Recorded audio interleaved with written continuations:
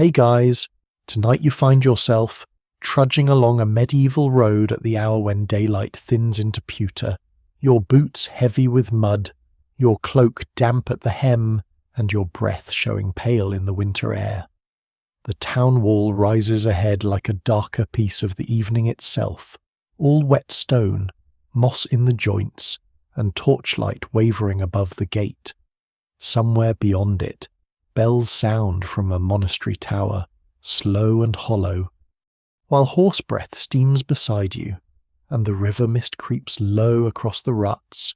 Straw clings to your sleeves from the last cart you leaned against. Smoke gathers in the rafters of distant houses, and cold stone seems to wait for every tired bone in your body.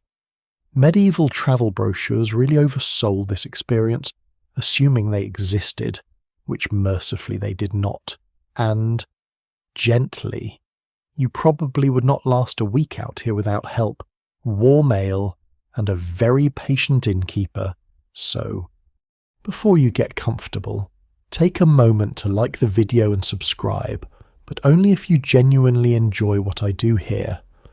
And tell us in the comments where you're listening from and what time it is in your corner of the world. Now, dim the lights, maybe turn on a fan for that soft background hum, and let's ease into tonight's journey together. You pass beneath the gate just as the watchman lowers his chin into the fur edge of his cloak and pretends not to be cold. His lantern hangs from a nail in the oak post, throwing a yellow ring over the churned mud, the hoof prints, the scattered straw, and the dark stains of old weather. A dog noses the wall, pauses to consider you, then decides you may be worth following, though not worth enthusiasm. Ahead, the town narrows into a crooked lane where upper stories lean so close together that the last strip of sky becomes a thin blade of blue-grey dusk. Rainwater slips from thatch. A shutter knocks softly in the wind. Somewhere a woman calls a child inside, and somewhere else a smith quenches iron with a sigh of steam, as if the whole town is tired and settling into its own bones.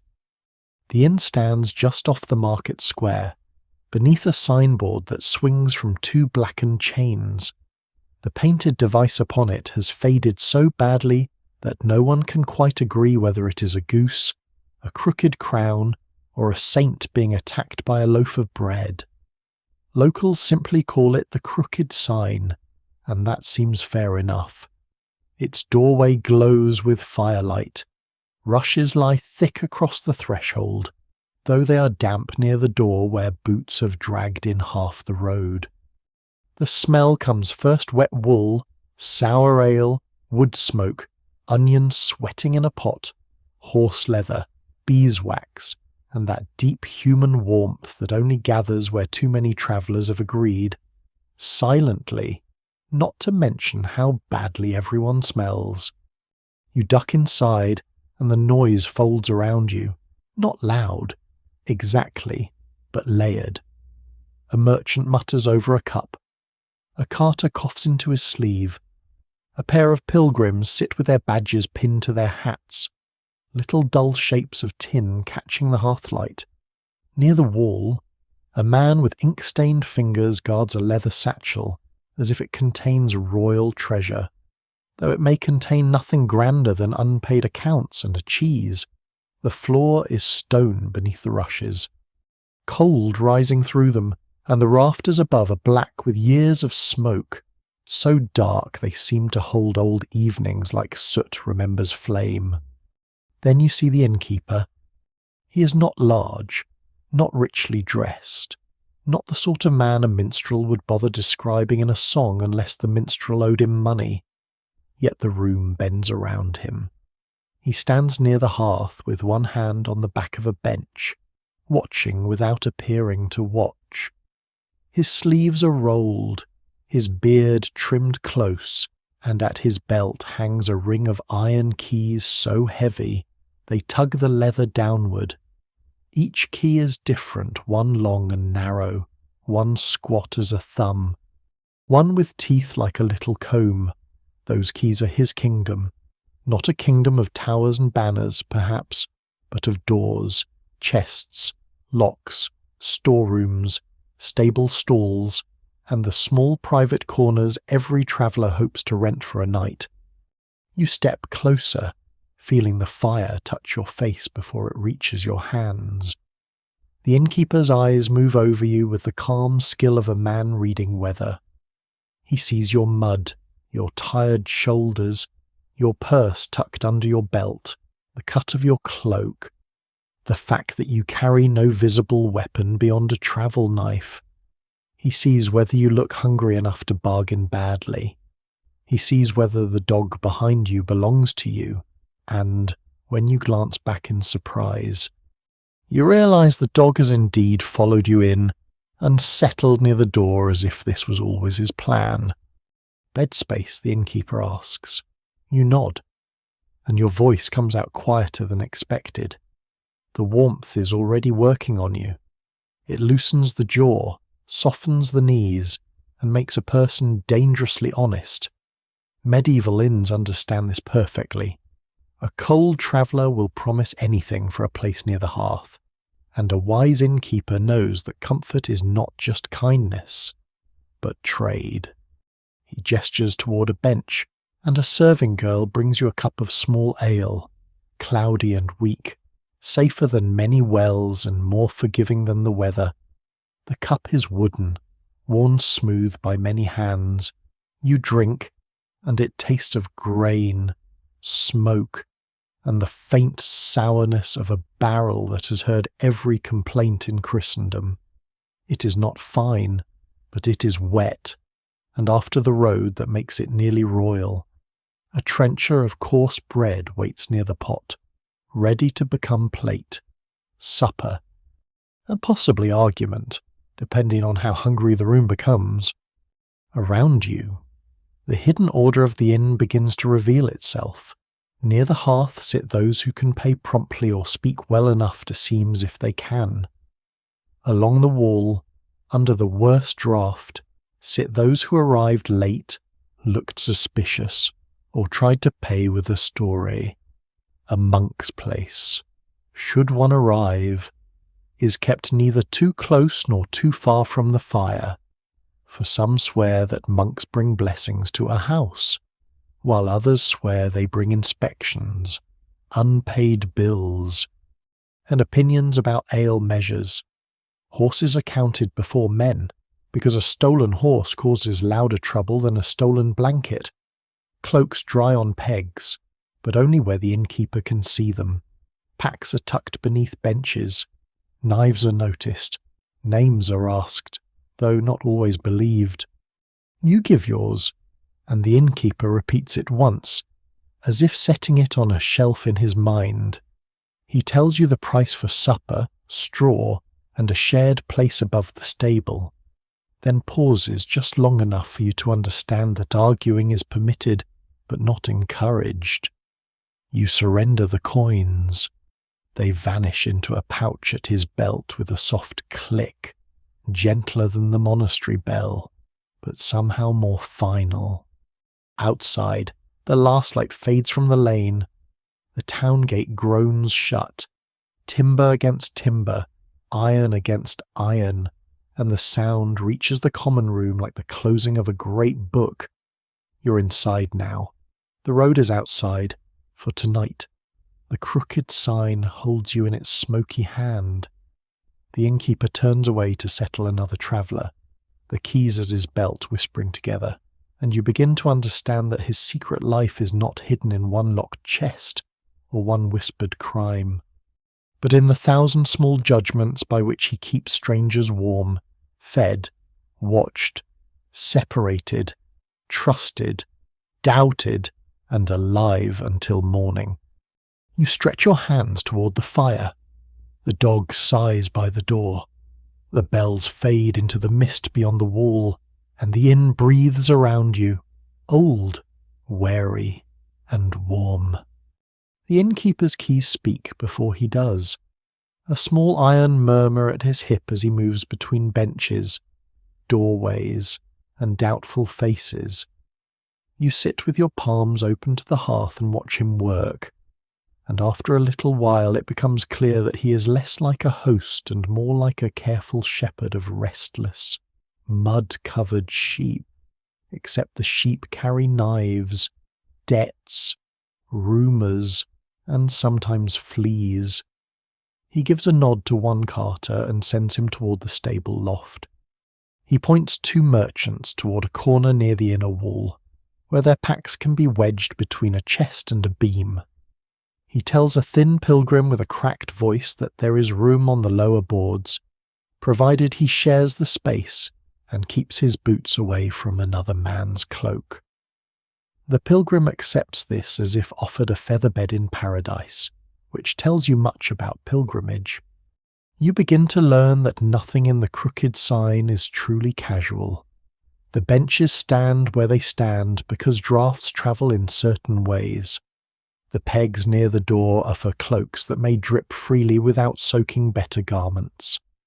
The good rushes lie nearer the hearth, mixed with sweet herbs when the innkeeper's wife can spare them, while the older rushes are pushed toward the entrance, where boots punish them into brown tangles. The floor beneath is stone, cold and uneven, and every few days, or every few weeks when trade is poor and patience is cheaper than cleanliness, the rushes must be raked out, carried away, and replaced.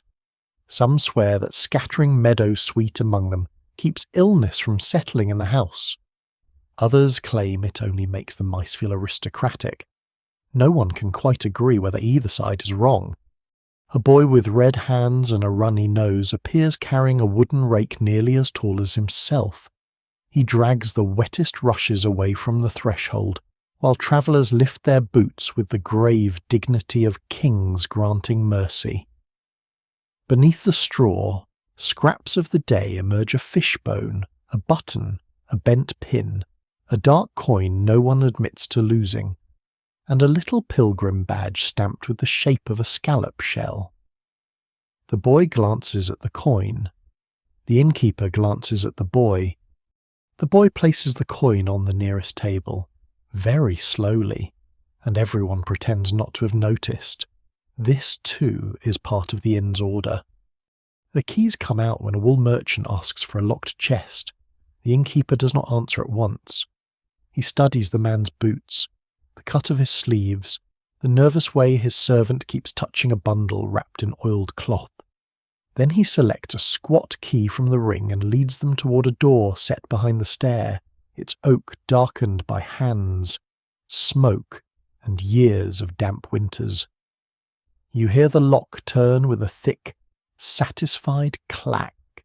Inside, perhaps, are strong boxes and spare blankets, almejas, ledgers, dried herbs, and all the things a household gathers when it intends to survive.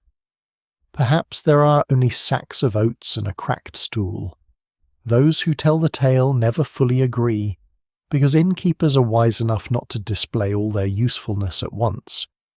When he returns, his gaze passes over you again, not unfriendly, not soft. You understand that you've been placed near enough to the fire to feel welcome, but not so near the stairs that you might vanish upward unnoticed. Your pack rests by your ankle because he told you, mildly, that packs left in doorways grow legs. At first you took this as a joke. Now, watching the common room shift and mutter, you suspect it is more of a household law. The dog, who has accepted the inn as his temporary estate, lies with his nose on his paws and one eye half open. Even he seems to understand that sleeping in an inn is a form of negotiation. A woman arrives after the gate has closed, escorted by a town guard whose expression says he would rather be anywhere else, including a ditch. Her cloak is fur-lined but mud-spattered, and she carries herself with the stiff calm of someone used to better doors opening faster. The innkeeper listens to the guard, listens to her, and listens to the silence between their words. There is no private chamber free, he says, though his tone suggests that even if one existed, it would need a better reason to reveal itself, Instead, he offers space behind a hanging wool cloth near the chimney wall, where the warmth is good and the eyes of the room are fewer. She accepts, gives a coin, and receives a bow so slight it might be mistaken for a change in posture. This is how the innkeeper balances the night, not by trusting everyone, and not by mistrusting everyone, but by measuring each traveller against the weather, the hour, the purse, the story, and the danger of turning them away. In some towns, it is said, an innkeeper may be fined if he shelters a known thief, yet cursed by neighbours if he refuses a harmless stranger who later freezes by the ditch. Even now, it is hard to tell whether the law, the saints, or the gossiping market wives frighten him most. Probably the market wives. Medieval justice may be stern, but it rarely remembers the exact stain on your apron from 3 winters ago. Near the back door, he checks the wooden bar twice. He sends the red-handed boy to see that the stable latch is dropped. He asks a servant to move a smoky beeswax candle away from a hanging cloak before the whole room becomes warmer than intended. He knows which man drinks too quickly, which one watches purses, which one is merely lonely, and which one has the hollow-eyed look of someone bringing bad news from the road. A stranger with a patched hood asks too many questions about who sleeps where, and the innkeeper answers with such bland politeness that nothing useful is said at all. You begin to feel sleep pressing softly behind your eyes, but the room is too alive to let you drift. A bench scrapes, a cup taps wood, rain whispers in the thatch above the yard, somewhere in the stable a horse stamps, and a groom murmurs to it as if to a nervous child. The innkeeper moves through all of it, closing small gaps before they become troubles, giving a blanket here, refusing credit there, pretending not to hear one insult and very much hearing another. He is keeper of keys, judge of beds, guardian of rushes, lender of warmth, and collector of names. His welcome is real, but it has hinges, locks, and conditions. At last, he pauses beside you, and the iron keys settle against his thigh. You'll sleep above, he says, with a glance toward the stair that climbs into the darker warmth over the stable. You nod, feeling the road still aching in your knees. Behind you, the half-burned candle gutters, the wet rushes smell faintly of crushed herbs and mud, and outside the town wall the winter mist thickens, shut away for now by oak, iron, and one man's careful memory. You rise when the innkeeper gestures, though your knees object with the slow creak of an old cart axle, and you follow the warmth toward the hearth, as if the fire has tied a cord around your chest. The common room has shifted again in the way rooms do after dark, when strangers stop pretending they are merely passing through and begin, unwillingly, to become a household for one night. The merchant with the oiled bundle has loosened his belt. The pilgrims have leaned closer together, murmuring over their cups. The fur-lined woman behind the hanging cloth has become only a shadow with pale hands. The dog remains by the door, loyal to no one except heat and the possibility of dropped food, which is perhaps the purest loyalty available in this age. The hearth is broad, black-mouthed and busy. Its stones are cracked from years of flame, and the smoke climbs reluctantly into the hood above, pausing in the rafters as if it has paid for lodging too. An iron pot hangs from a sooty chain, and inside it, supper thickens with a slow, patient bubbling. Pottage is not a glamorous dish. No minstrel sings of turnips softening beside barley, onions, peas, bits of leek, and whatever bone has been persuaded to give up its memory of meat. Yet after the road it smells like mercy. Steam fogs your face, your hands thaw cup by cup, breath by breath, until your fingers begin to remember they belong to you. The serving girl ladles the pottage into wooden bowls with the speed of someone who knows hunger has a short temper. Beside her, the innkeeper's wife cuts coarse bread into trenchers, thick slabs that serve as plates until they surrender and become part of the meal. The bread is dark, dense, and faintly sour, made from rye and maslin flour, with a crust tough enough to negotiate with your teeth. You take yours carefully, because there is a whole etiquette to such things. You do not reach across another man's portion. You do not dip before your turn. You do not complain about the thickness of the broth unless you are prepared to cook the next pot yourself, a challenge that silences most philosophers. A pinch of herbs goes in near the end parsley, sage, perhaps a little hyssop from a bundle hanging near the chimney. Some swear that hyssop clears the chest and keeps foul humours from rising. Others say it mostly makes poor stew taste like someone thought about medicine. No one can quite agree whether certain herbs heal the body, comfort the mind, or simply give the cook something to do while everyone asks when supper will be ready. Still, you breathe in the green sharpness beneath the smoke, and for a moment it seems entirely possible that the world is kinder than it looked from the road. Ale moves through the room nearly as steadily as speech. The innkeeper keeps an eye on both.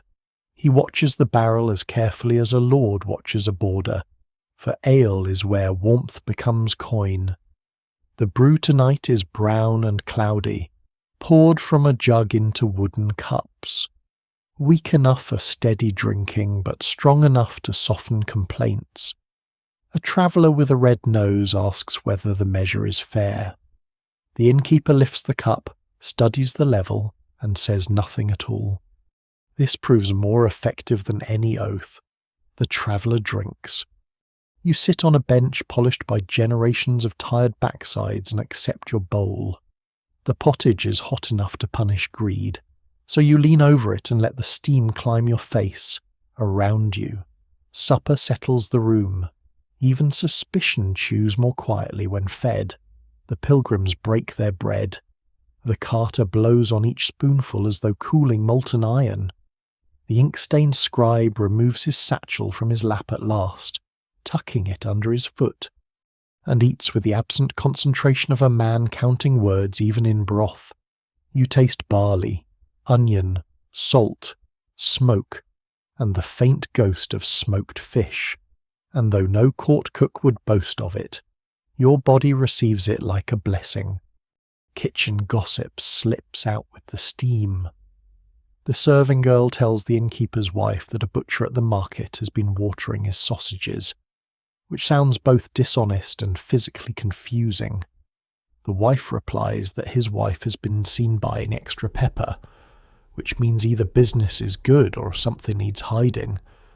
A boy turning a small spit near the side fire adds that a tinker claimed to see blue lights over the marsh last night. The innkeeper says blue lights are usually men with lanterns who owe money. Even now, it is hard to tell whether he believes this or merely prefers mysteries that can be invoiced. A smaller pot sits closer to the embers, holding a mash for a sick guest upstairs oats, watered ale, and a bruised sprig of rue. Rue is bitter, old women say, but useful against stomach trouble, envy, and troublesome spirits, which makes it a very ambitious plant.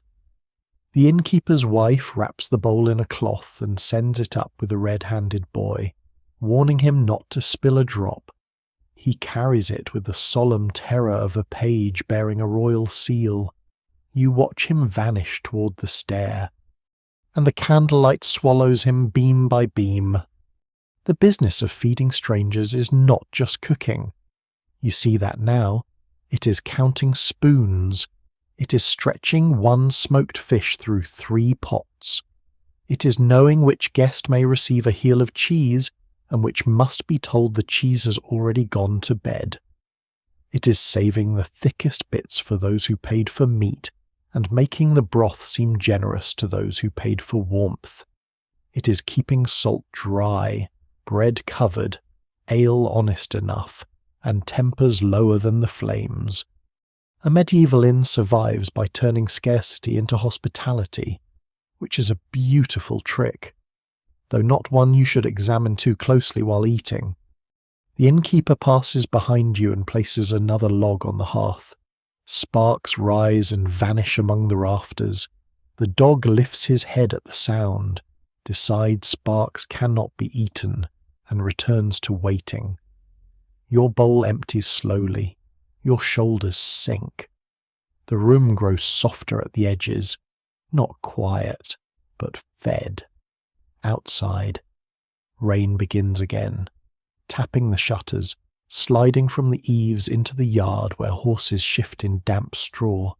Inside, beeswax candles lean in their holders, their flames small and golden, and the smell of pottage, ale, smoke, wet wool, and crushed herbs folds over everyone like a rough blanket. When the innkeeper's wife comes to gather your bowl, she glances at your trencher. You have left a little corner, softened by broth. She takes it without comment and drops it into a wooden pail, perhaps for the pigs, perhaps for someone poorer, perhaps for the dog if he can look tragic enough.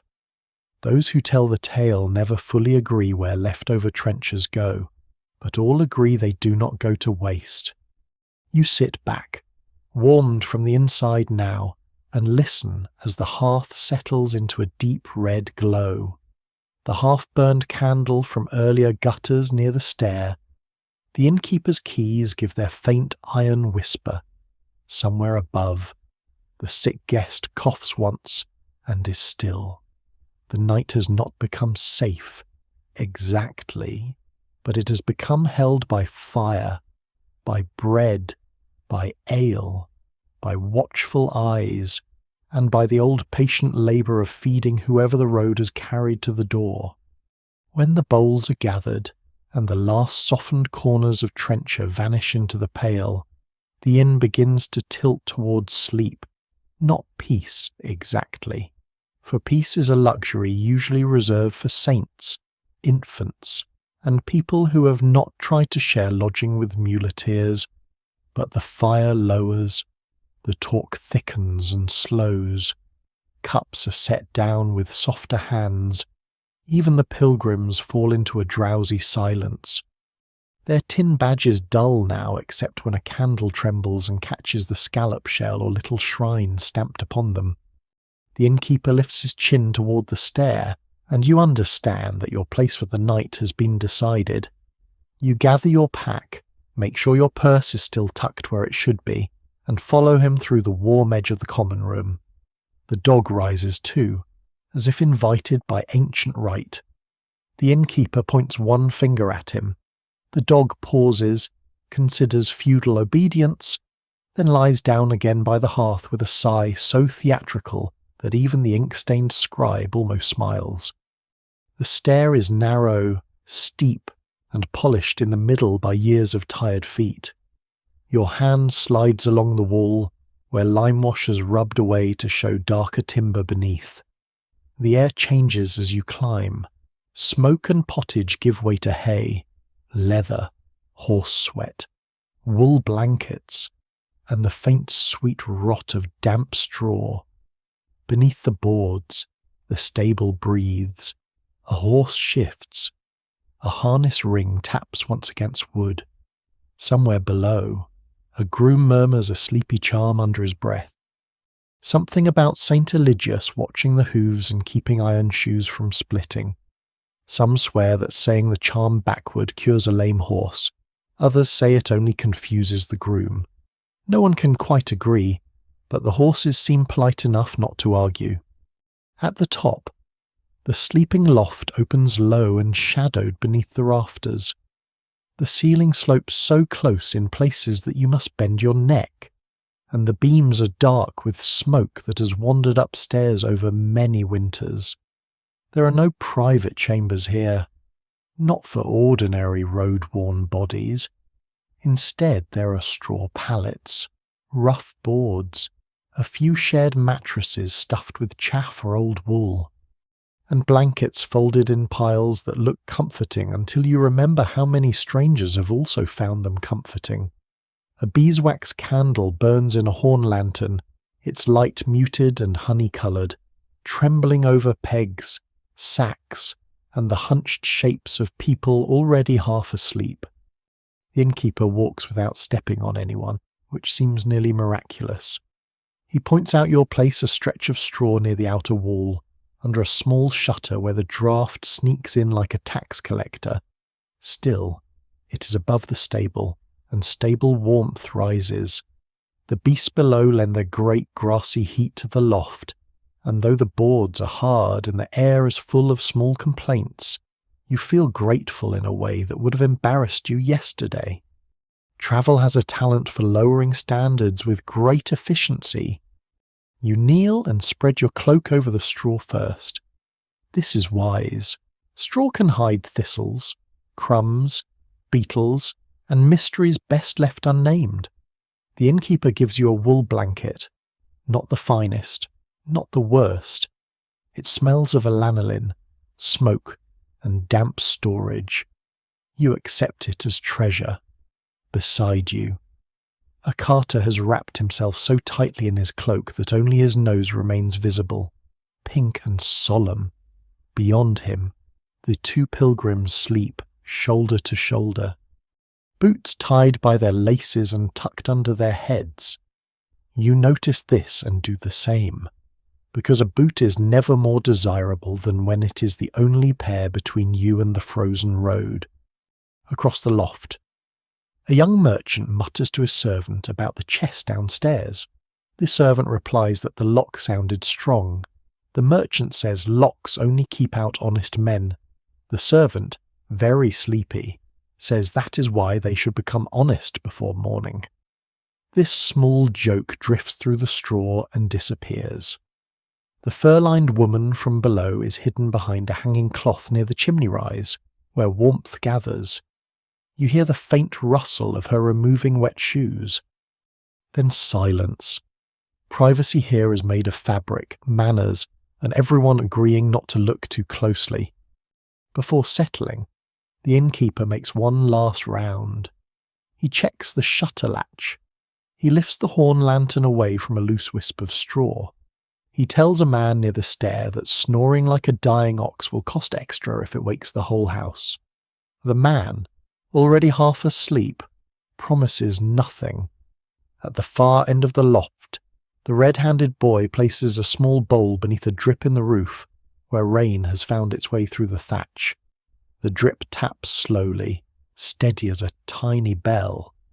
The boy wipes his nose with his sleeve and whispers that if a drip lands on your forehead while you sleep, it means someone far away is speaking your name, even now. It is hard to tell whether this is an old belief or something children invent to make leaking roofs feel important. The innkeeper hears him and says, "It means the thatch wants mending." That settles the matter, though not entirely. You lower yourself onto the straw. Your body gives a long inward sigh. The boards beneath are uneven, but your limbs are too tired to negotiate. Through the cracks, warmth rises from the stable in slow animal breaths. You hear hay pulled from a rack, the soft grind of teeth, the occasional stamp of a hoof. The sound is oddly soothing, as if the night has a great heart beneath you, steady and warm. Outside, rain touches the shutter and from beyond the town wall, faint and softened by mist, comes the monastery bell marking another hour, the same bell you heard at the gate, the same bell that followed you through supper. Now it seems farther away, as if it belongs to a dream already forming. Still, sleep in such a place does not come all at once. It circles you. You become aware of every rustle. Someone turns beneath a blanket. Someone whispers a prayer to St. Christopher for safe roads. Though the roads are done for tonight and perhaps the saint is grateful for the reduced workload. A pilgrim coughs. The merchant servant sighs. A mouse investigates the edge of your pack until you shift your foot and it reconsiders its ambitions. You keep one hand near your purse, not clutching it, exactly, but resting there with the tenderness of the parent beside a cradle. The old customs of shared sleeping settle around you. No boots on another man's cloak, no candle left burning near straw, no stories after the final bell unless everyone agrees they're worth the lost sleep. No stepping over a sleeper if you can go around. For some swear it brings bad luck or steals a little of the sleeper's strength. You're not sure how strength could be stolen by an awkward step, but after this road, you are unwilling to donate any by accident. The candle in the horn lantern shrinks. The innkeeper stands at the stair one moment longer, his keys black against the glow. He looks over the loft as he looked over the common room, counting not sheep, but risks fire, theft, quarrels, illness, loose shutters, loose tongues. Then he descends, and the stair creaks beneath him until the sound fades back into the common room. You pull the wool blanket to your chin. It scratches your neck. It smells old and human and faintly of smoke. Below, the horses breathe. Above, the rafters hold the dark. The drip taps in its bowl. The monastery bell fades into rain, and there, above the stable of the crooked sign, among strangers arranged like bundles in a winter storehouse, you let the road loosen its grip, one finger at a time. You do not sleep so much as drift in and out of the stable's breathing. The night gathers you, releases you, gathers you again. Once, the horse beneath the boards stamps hard enough to shake straw against your cheek. Once, the drip in the bowl pauses, and in that strange little silence you almost wake fully, as if the roof itself has forgotten its duty. Then the tapping resumes, patient and small. Around you, travellers turn under their blankets, muttering scraps of dreams into wool and smoke-dark air. Before dawn, when the loft is still blue-black and cold at the edges, one of the pilgrims begins to whisper a prayer, not loudly, not with the grand voice of a churchman before an altar. It is a road prayer, worn thin by repetition, shaped for cracked lips and aching knees. You open your eyes and see him sitting upright in the straw, his cloak pulled over his shoulders, his pilgrim badge catching the faintest candle glow. It is a scallop shell, stamped in cheap metal, pinned to the brim of his hat. Beside him, another traveller wears a tiny image of a saint with the staff. A third has a leaden token from a shrine no one in the loft seems able to name. Some swear that pilgrim badges protect the wearer from thieves, storms, bad wells, loose dogs, fever, and innkeepers who overcharge. Others say badges mostly prove that a man has reached a place where badges are sold. No one can quite agree whether holiness clings to metal, cloth, bone, or only to the hope carried by tired feet. Still, in the dimness, those dull little tokens look strangely tender, as if each one holds a road, a vow, and a private grief. The innkeeper appears at the top of the stair with a horn lantern in one hand, though you never hear him climb. His keys are muffled now, wrapped perhaps in a strip of cloth so they do not wake the whole loft. This, too, tells you something. A good innkeeper knows when iron should speak and when it should keep its mouth shut. He moves among the sleepers, counting shapes beneath blankets, noting who is awake, who is missing, whose boots remain tied, whose purse has not migrated mysteriously toward another man's elbow. The praying pilgrim lowers his head. "We mean to leave after first bell," he says. The innkeeper nods. "Then you mean to eat before it?" It is not a question. Pilgrims may travel for salvation, penance, healing, thanks, guilt, curiosity, or because someone at home has made staying unbearable, but they still need bread, especially bread. A holy road does not fill the belly merely because it is holy, which seems like an oversight the saints might have addressed in committee. You rise with the others, stiff and wrapped in your cloak, and follow the slow shuffle down the stair. The common room is colder now, the fire banked under ash, its red heart hidden but alive.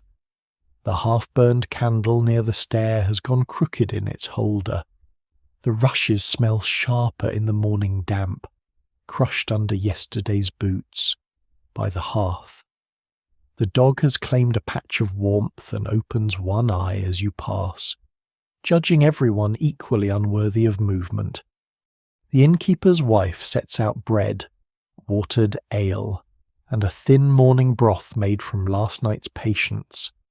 A small crock of soft cheese appears for those who pay extra or look pitiable in a profitable way. The pilgrims gather near the end of the table and begin sorting themselves for the road-tightening straps, feeling for coins, adjusting badges, rubbing sore calves, and checking little pouches tied inside their clothing. One woman unwraps a cloth bundle and shows the others a splinter of dark wood, no longer than your finger.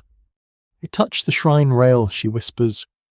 A man beside her says that makes it blessed. Another says it depends which rail. A third says he once knew a fellow who sold the same blessed splinter in 4 towns and never ran out of wood. Those who tell the tale never fully agree whether such relics are tricks, misunderstandings, or miracles travelling in humble disguise. The innkeeper, wiping a cup with a linen cloth, hears every word and gives no opinion. Opinion is expensive. Silence, properly used, earns better interest. Soon the private bargains begin. A pilgrim with swollen feet asks whether he may leave a bundle at the inn until his return journey. The innkeeper asks how long. The pilgrim says, "As God wills." The innkeeper says, "God may will a price by the week." They settle on a smaller coin now and another if the bundle is reclaimed. The bundle contains spare hose, a cracked wooden bowl, and perhaps nothing worth stealing. But storage is storage, and even humble goods take up honest space. Another pilgrim buys a strip of smoked fish wrapped in cloth, hard as leather and smelling fiercely of salt. One pays for a candle end to carry to a roadside shrine. A third asks whether the innkeeper knows a safe road toward the next abbey guest house. He gives directions carefully past the mill, over the low bridge, not through the alder marsh, no matter what the man with the black mule says, because that path swallows wheels and occasionally pride. He recommends a farm where the wife sells oatcakes, but only after mid-morning, for she believes selling before the sun clears the barn roof invites bad luck into the churn. Even now, it is hard to tell whether the luck obeys the sun, or whether the farm wife simply dislikes early customers. You sit with your hands around a cup of weak ale and listen. Here, in the grey before dawn, the secret life of the inn opens like a ledger. Pilgrims are not merely guests, they are messengers, traders, witnesses, weather reports, carriers of rumours, and walking advertisements for distant shrines. They bring news of flooded bridges, generous monasteries, dishonest ferrymen, miracle cures, empty wells, cheap barley, and which lord's men are stopping carts too often. In return, the inn gives them warmth, gossip, bread, directions, and sometimes a story improved just enough to be worth repeating at the next fire. The innkeeper also sells what cannot be weighed caution, reassurance, and the feeling that one has chosen wisely. He tells a young pilgrim that his badge should be pinned higher, where mud will not bend it. He warns another to wrap her coins in cloth so they do not clink. He advises them to travel together until the second crossroad, where a stone image of St. Martin stands with its nose broken off. Some swear the broken nose was taken by women seeking a cure for stubborn husbands. Others insist it was frost, which is less satisfying but more likely. At last, first bell sounds from the monastery, slow and pale through the morning mist. The pilgrims stand, one by one. Their cloaks are still damp, their faces hollow with sleep, but their badges gleam faintly as the door opens. Cold air enters the room and moves over the rushes. The dog lifts his head, considers pilgrimage, and declines. You watch the pilgrims step into the lane, their staffs tapping mud, their breath rising white. The innkeeper stands in the doorway until they pass from sight beneath the leaning houses. Then he closes the door against the cold, drops the latch, and turns back toward the room, already counting what they have left behind: coins, crumbs, news, risk, blessings, and one small bundle tied with string, waiting in the dark behind an oak door. After the pilgrims vanish into the blue-grey morning, the inn does not wake all at once, but in pieces. A shutter opens. A broom whispers across the rushes. The red-handed boy carries ashes from the hearth in a cracked pan, walking with great care because warm ash on bare skin teaches lessons no schoolman needs to explain twice. The innkeeper's wife turns yesterday's embers into a new flame, feeding it kindling, breath, and what looks very much like disapproval. Outside, rain begins again. First as a fine tapping on the thatch, then as a steadier sound, a soft grey curtain drawn across the town. You're not quite sure how you become part of the morning's errand. Perhaps you stand too near the door with your cloak already fastened. Perhaps the innkeeper decides that a traveller who has eaten his broth may carry a message without collapsing. Either way, he presses a folded scrap into your hand, sealed not with wax, but with a thumb-smooth smear of grease to keep the damp from eating the ink. "It is for the gate, sergeant," he says, concerning 2 carts expected from the north road with barley, candles, and a small barrel of salted eels. "If the carts are still outside," he adds, "tell them the yard is not a pond, whatever it looks like." This is not comforting. You step into the lane, and the cold rain finds your neck immediately, with the accuracy of a trained archer. Mud has already swallowed the spaces between stones. Gutters spill from roofs. A woman in a wool hood hurries past with a basket under her cloak, muttering that Saint Medard has opened every cloud in heaven. Some swear that if rain falls on his feast day, it will continue for 40 days. Others say this is only said by people who enjoy blaming saints for weather. No one can quite agree whether saints manage rain, but everyone agrees they receive a great many complaints about it. The dog appears from nowhere and follows you. Paws dark with mud, tail low but hopeful. You try to send him back. He ignores this in the traditional manner of dogs, which is to pretend your words are a local breeze. Together you pass the market square, still half empty beneath the rain. Stalls crouch under cloth covers. A fishmonger curses at a leaking awning. A woman selling onions has placed a little rowan twig over her baskets, not for beauty, but because she says it keeps envy from spoiling the goods. The onions look unimpressed, though perhaps that is simply their nature. By the time you reach the gatehouse, your cloak hangs heavy, your boots are rimmed with brown, and your fingers have gone stiff around the innkeeper's scrap. The gate itself stands open only part way, its great oak leaves dark and swollen from damp. Above, the guardroom juts over the passage, with arrow slits like narrow eyes watching the road. The sergeant sits beneath the arch on a stool, wrapped in a cloak that has given up pretending to repel water. Beside him, a younger guard holds a wax tablet and stylus, trying to keep both dry under his elbow. A brazier smokes miserably near the wall, producing more ambition than heat. Outside the gate, the road has become a churned ribbon of misery. 2 carts wait before the barrier, their wheels sunk deep. One carries sacks under a tarred cloth, the other barrels lashed with rope. The first cart has broken a wheel spoke, and 3 men stand around it as if staring hard enough might mend it.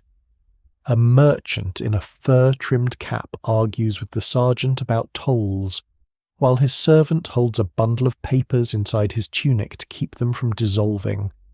A packhorse shakes rain from its mane and sprays everyone nearby. Medieval travel, you think sleepily, has a gift for making even standing still feel like a full profession. The sergeant takes the innkeeper's scrap from you, squints at it, and grunts. Barley for the crooked sign. You nod. Candles. You nod again. Eels. You hesitate, because somehow confirming eels aloud feels like accepting responsibility for them. Still, you nod. He turns to the merchant. Then they pay town toll, gate fee, cart standing, and wheel delay if they block the road past terse. The merchant protests that wheel delay is not a real fee. The sergeant says it becomes real when he writes it down. Even now. It is hard to tell whether town law creates the tolls, or the tolls slowly create the law around themselves like a snail making a shell. The young guard scratches marks into the wax tablet, careful and solemn, each line another small weight placed upon the morning. Papers are unfolded, held under cloaks, argued over, folded again. A seal is shown, cracked at one edge. The merchant swears it came from a reeve 2 villages back. The sergeant says it may have come from the Pope's own breakfast table, and still not excuse wet barley from entering untallied. A carter adds that the barley will sprout if they stand here much longer. The younger guard says sprouted barley might make ale. For this, everyone looks at him with deep disappointment, because no one enjoys wit from a man whose boots are dry. You wait beneath the arch with the dog pressed against your leg. Rain trickles from the stone above, falling in fat drops near the brazier. The smoke smells of damp charcoal and old iron. On the wall hangs a little charmer horseshoe, a strip of red cloth, and a bead threaded on cord. The younger guard says it keeps quarrels from turning bloody under the gate. The sergeant says it keeps the nail hole covered. Those who tell the tale never fully agree which purpose matters more. At last, practical hands win over argument. A carpenter is fetched from a lane near the wall, carrying tools wrapped in leather. He kneels by the broken cart wheel, tests the cracked spoke, and begins binding it with iron and rope until it can limp as far as the inn yard. The merchant pays 1 coin, then another smaller one, then complains that the second coin is an insult to his ancestors. The sergeant accepts both without concern for the ancestors. The servant produces the damp papers.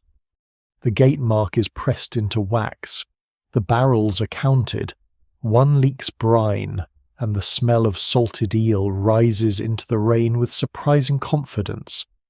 When the carts finally roll beneath the arch, they do so slowly, wheels groaning, horses leaning into harness, mud sucking at the rims.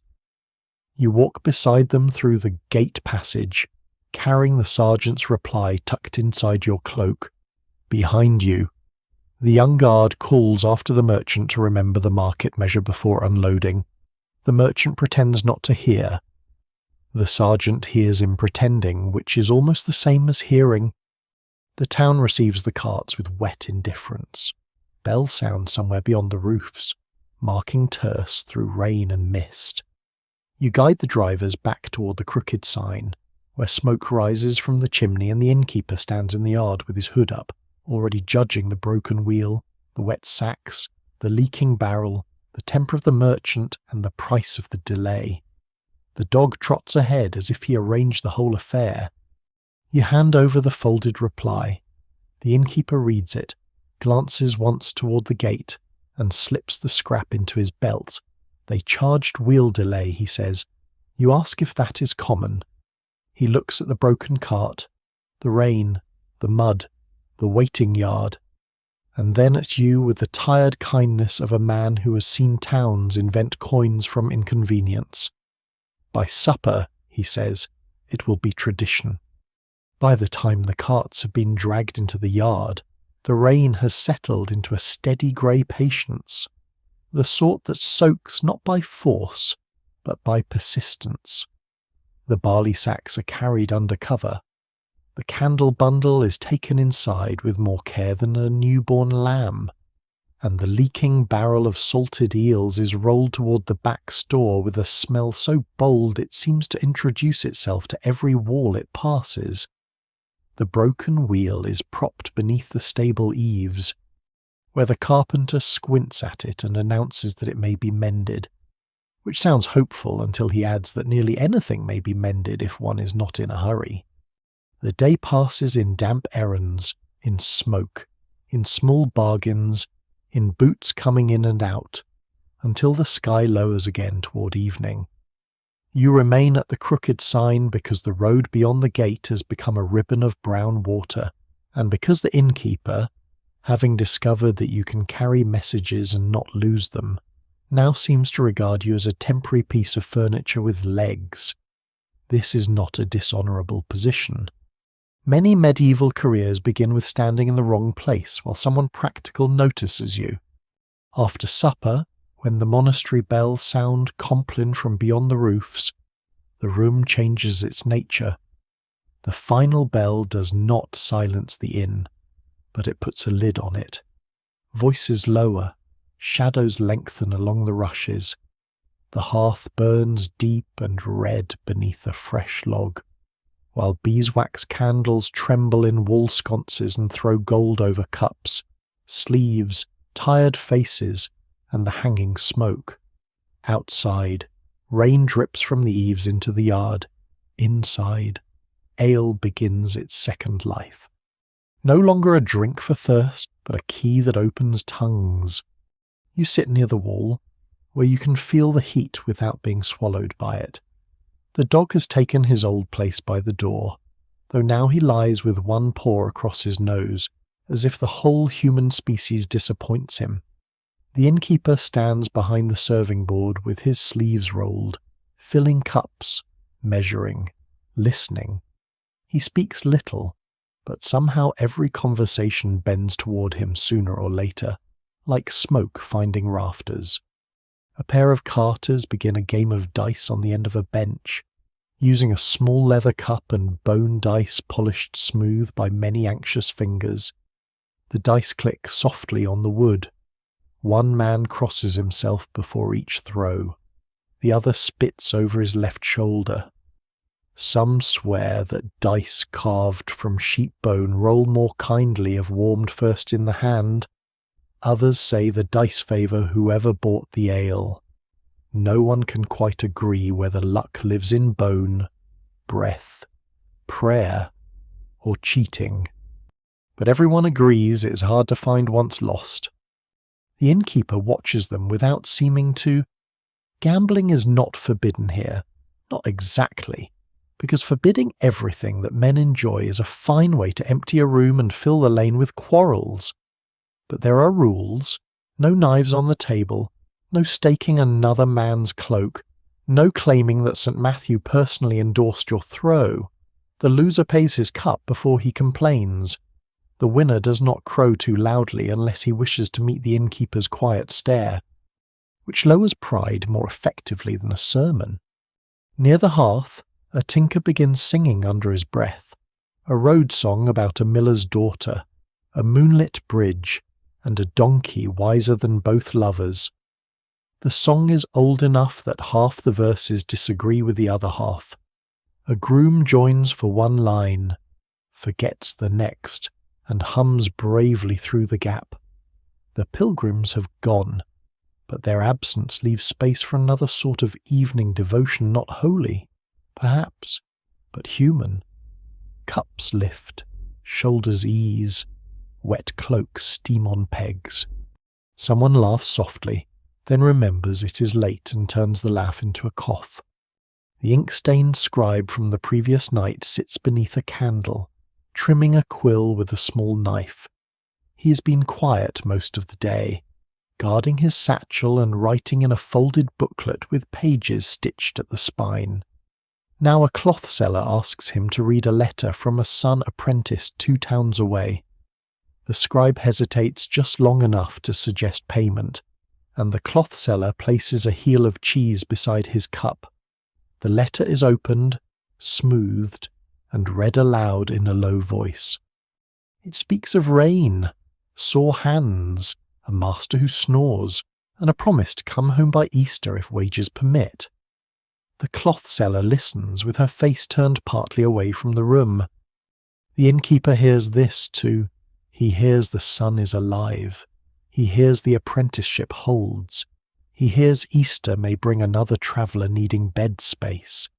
His gift is not merely hearing words, but weighing what they will become. At the far table, the merchant with the repaired cartwheel argues with a wool buyer about whether the North Road is safe. The merchant says he saw 3 men beneath the alder trees, hooded and idle. The wool buyer says all men beneath the trees look criminal in rain.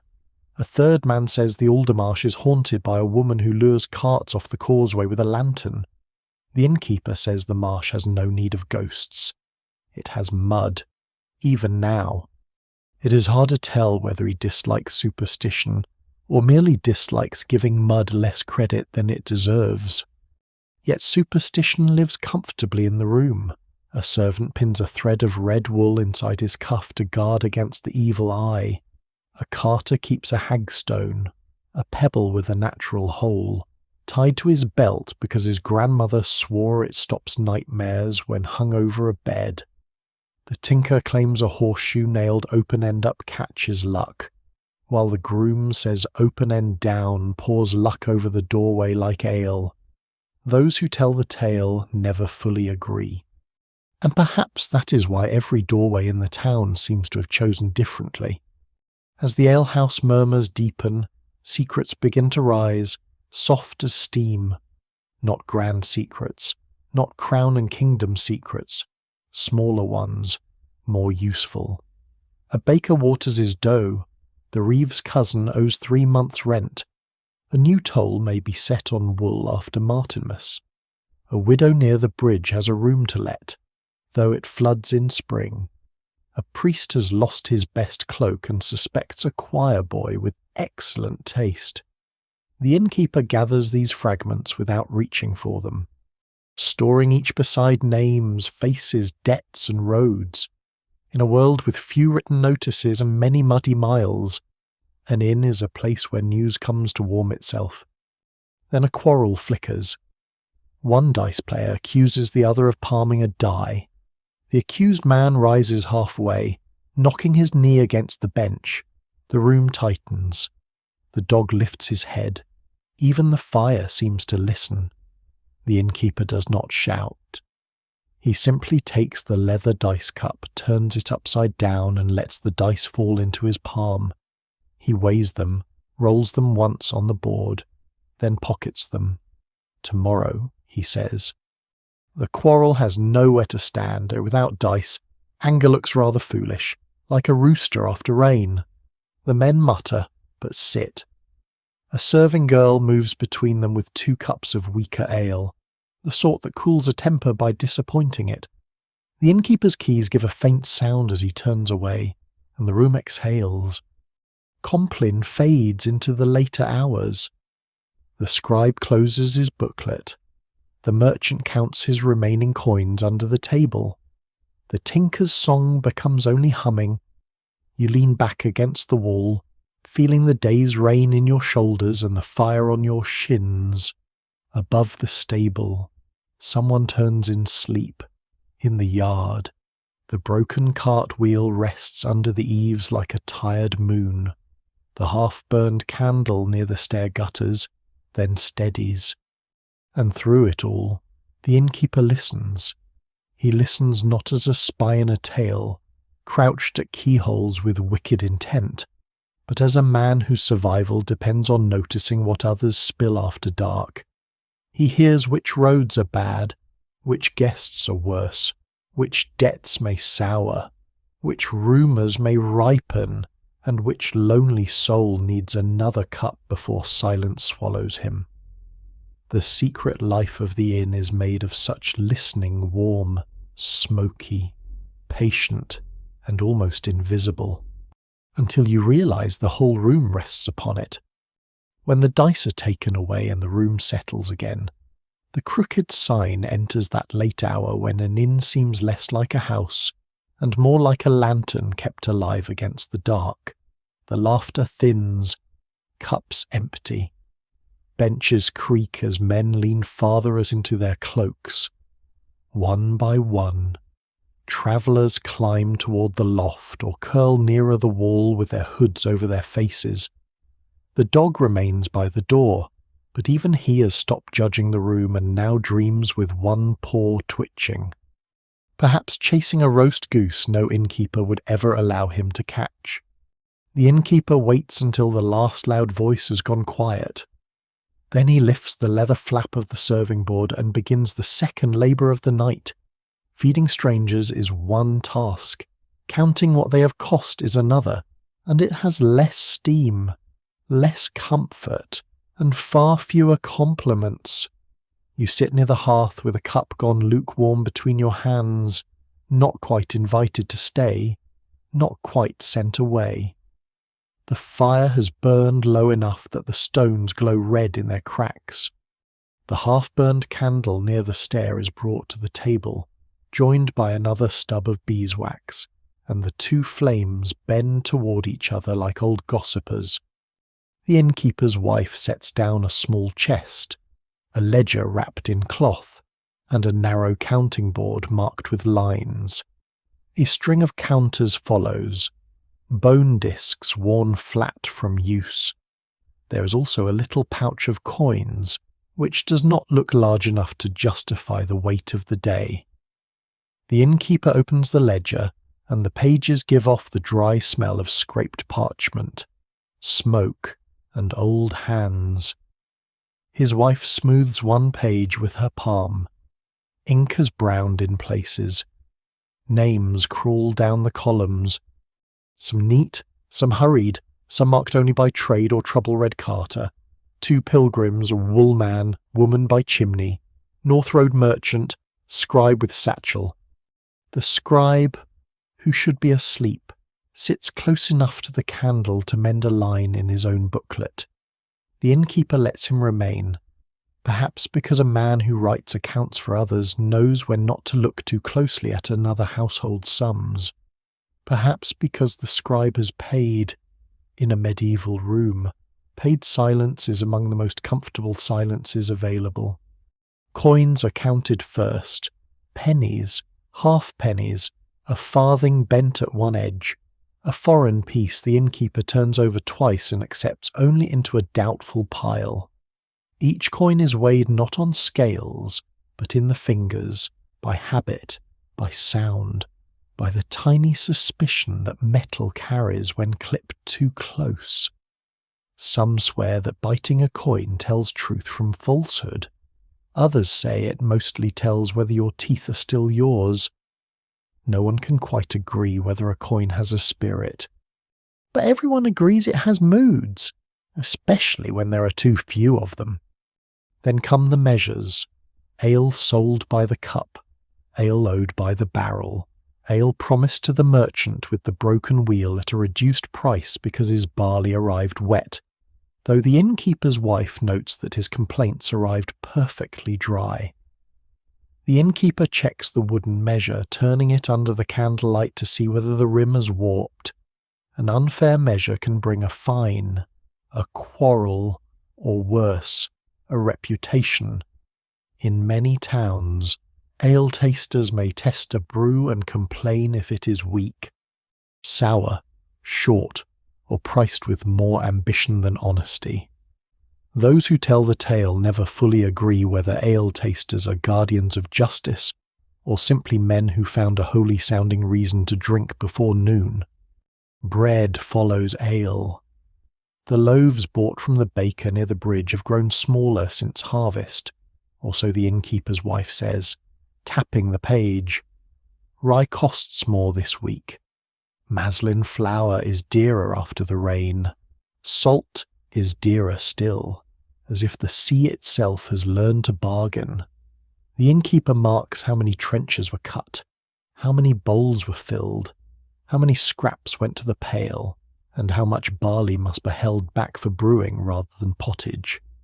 You'd thought supper was only supper, but here by candlelight it becomes arithmetic, weather, hunger, trade, and risk, all scratched into lines. The broken cartwheel has its place in the ledger too.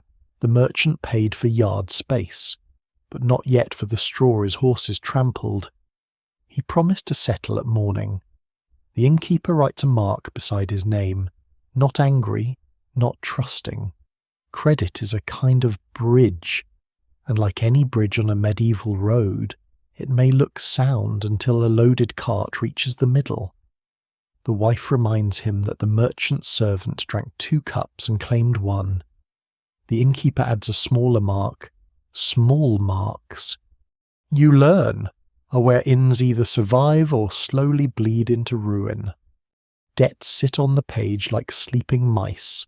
A widow owes for 2 nights from last Lent to be paid in eggs after her hens recover. A mason owes for ale, but may mend the cracked chimney hood before Advent. A groom has paid in labour. A pilgrim left a bundle as pledge. Spare hose and a wooden bowl tied inside. Worth less than the debt, but more than nothing. Even now, it is hard to tell whether such bargains are mercy, necessity, or merely the old village habit of keeping one another alive by never looking too directly at poverty. The innkeeper's wife counts candle ends. This surprises you until you remember how much darkness there is in the world. Beeswax is dear, tallow cheaper but smellier, and every inch of wick matters. The bundle from the cart is unwrapped, each candle checked for cracks, soft spots, or the little nibbles left by mice with expensive taste. A charm of dried rosemary hangs above the candle shelf, placed there, the wife says, to keep moths, fever, and foolish hands away from the wax. The innkeeper says it has failed at least against foolish hands. She does not smile, but the candlelight warms her face in a way that suggests she nearly might. A small trick is uncovered near midnight. 1 cup, used by a carter earlier, has a false bottom of dried pitch pressed inside, making it seem fuller than it is when served from another man's jug. The innkeeper turns it over in his hand. No one knows whether the carter brought it, borrowed it, or found it. No one can quite agree whether cheating by cup is worse than cheating by dice, though the innkeeper seems prepared to dislike both equally. He sets the cup aside, to be discussed in morning light, when shame has fewer shadows to hide in. You watch the candle flames shorten. The room is quiet now except for the scratch of quill, the soft click of counters, the settling of timber, and rain still dripping from the eaves outside. The innkeeper's kingdom looks smaller at this hour. A table, a ledger, a pouch, a tired wife, 2 stubborn candles, and a room full of sleeping debts. Yet it also seems larger than before, because each mark on the page reaches outward to fields, mills, toll gates, markets, monasteries, roads, carts, storehouses, hungry mouths, and the uncertain mercy of weather. At last, the ledger closes, the pouch is tied. The keys are lifted from the table and returned to the innkeeper's belt with a familiar iron whisper. He looks toward the stair, toward the yard, toward the door where the dog sleeps through all human accounting, rich in dreams and owing nothing. Then he pinches 1 candle out, leaving the other to guide the last few steps through the dark. The smoke rises in a thin blue thread, and you understand that the crooked sign has survived 1 more day not by luck alone, but by bread measured carefully. Ale watched closely, debts remembered patiently, and every small coin counted before sleep. The last candle is still breathing when the knock comes. It is not a loud knock, not the fist of a drunk or the impatient thud of a merchant who believes weather itself should step aside for him. It is 3 careful taps on the oak door, spaced as if the hand outside has been taught restraint by cloister walls and cold rain. You look toward the innkeeper.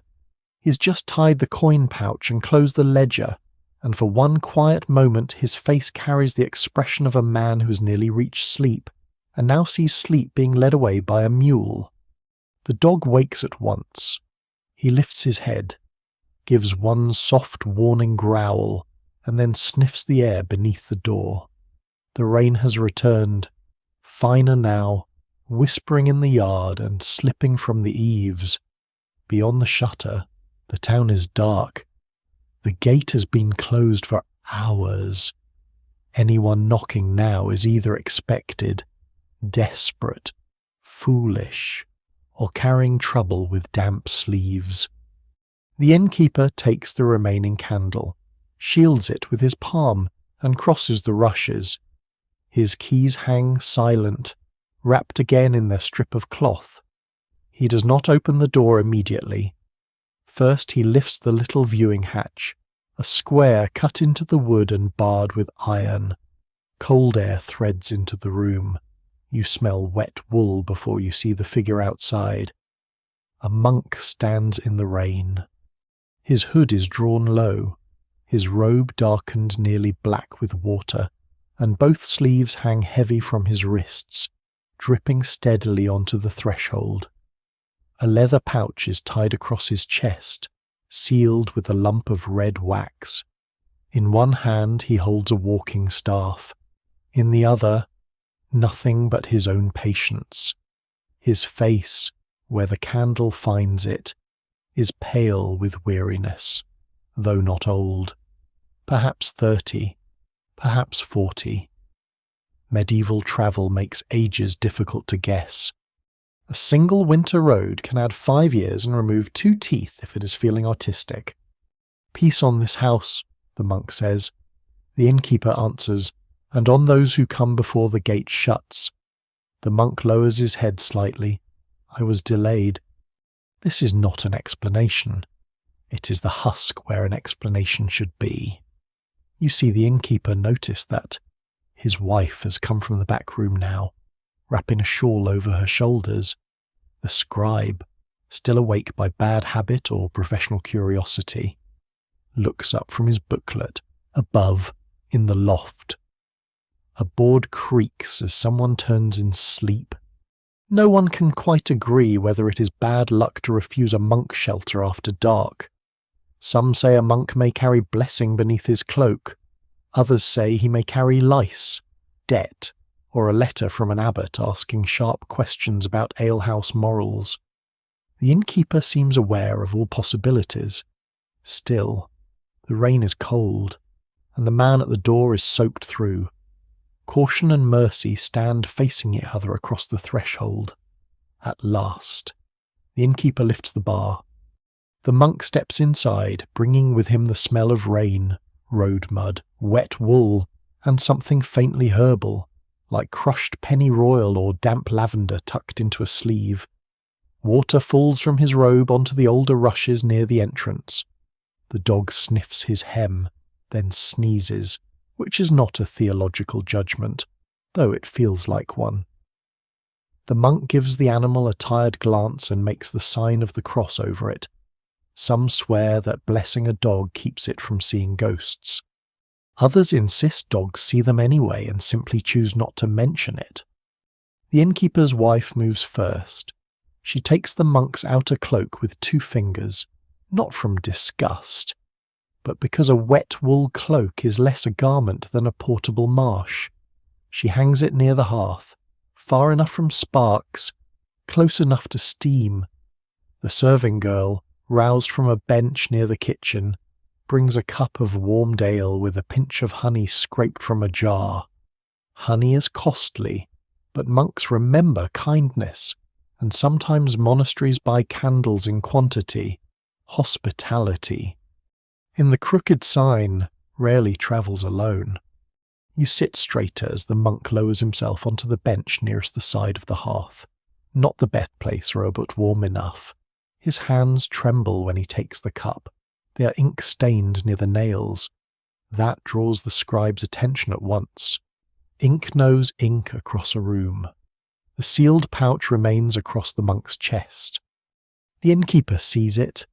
Of course, everyone sees it. A sealed pouch at midnight has the social grace of a crow on a cradle. The wax bears a mark pressed deep, perhaps from an abbey ring, perhaps from something borrowed, perhaps from something made to look like either. Those who tell the tale never fully agree whether the mark shows a saint, a tower, or a badly carved fish. In candlelight, all authority becomes a little blurry. "You come from the abbey?" the innkeeper asks. "From St. Bartholomew's Road," says the monk. That is nearly an answer, and nearly not.